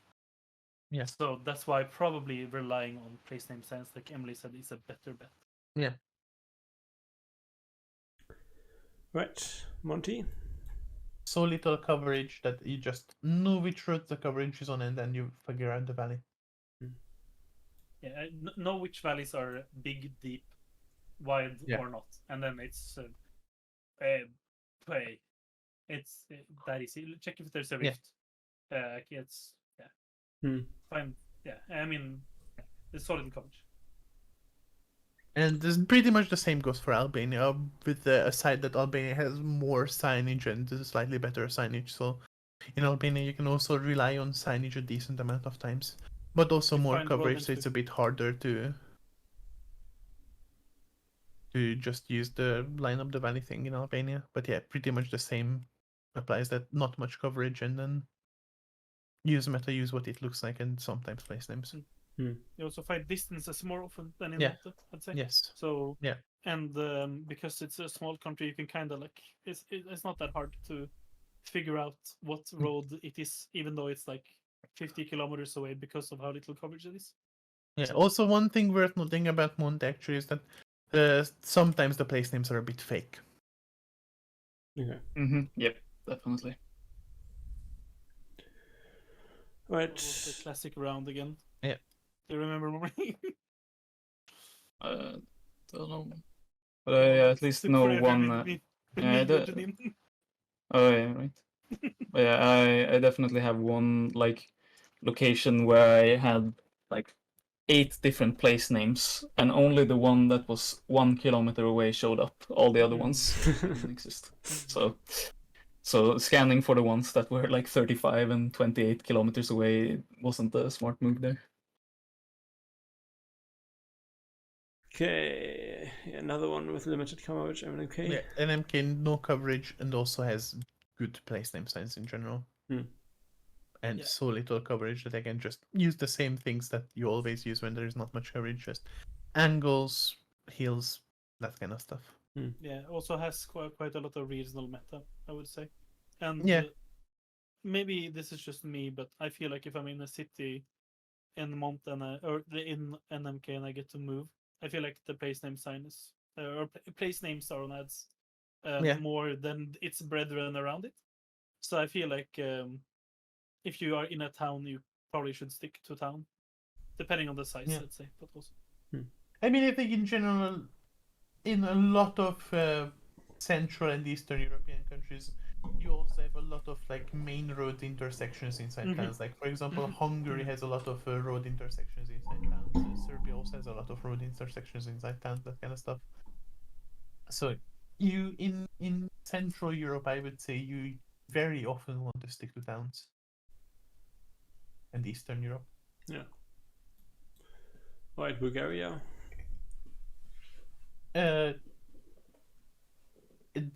They have signs. Signs are usually pretty good. If you see, look where the hills are, look where the mountains are, and then look at the signs. One thing worth noting is that they often have the same place name in 4 different places. In which case, tough luck. Hope you find the right one. one thing I would say, since the places where you usually will spawn is more flat, like most of the country and most of the population is in the flat parts. If you compare it to something we did earlier, like Portugal, the places in Bulgaria will actually show up quite early. And if you keep zooming in, there will not be more of them because there just aren't more of them. So if you have any type of region guess and a place name, you will find it. Like it's the example of when I was going home, I heard you talk about when do I stop driving, Lupus, right? Or stop scanning. Yeah. Bulgaria would be an example of, you know what, probably don't stop scanning. You see what I mean? Yeah. I totally understand. Yeah. Because actually, if you turn on like a hybrid or satellite, there just aren't any other towns with roads connecting them. If you zoom in on the flat part, like they all show, and they all are fine and parsable. Yeah, there just aren't anymore. Like it's fine. Yeah. Oh, that what's that? Okay, interesting. Oh, because it's where's that? What? Okay. I just I mean, I don't think there aren't many more places. No, I think in Bulgaria sometimes you get like tiny places that we'll not show early. But in general, yeah, place names. If you just have one in a town exit sign, then it's like, you take a quick glance and hope that it is findable.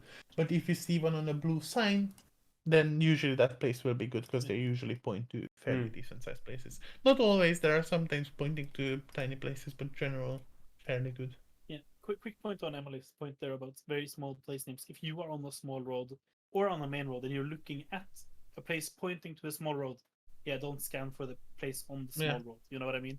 So I think every country has those places, but it's in Bulgaria it's easy to parse. Is my point. Yeah. Because of that, you can tell which road is bad and which is good. Yeah. Okay, Greece. Area Hell. codes are good, otherwise it is hell on earth. Genuinely my least favorite country to do moving, and I would rather do 5 Cambo rounds than 1 Greece, even though Cambo is a lot more driving into nothingness. Greece is just extremely unfun. I really don't hate Greece that much. I know there are people that do.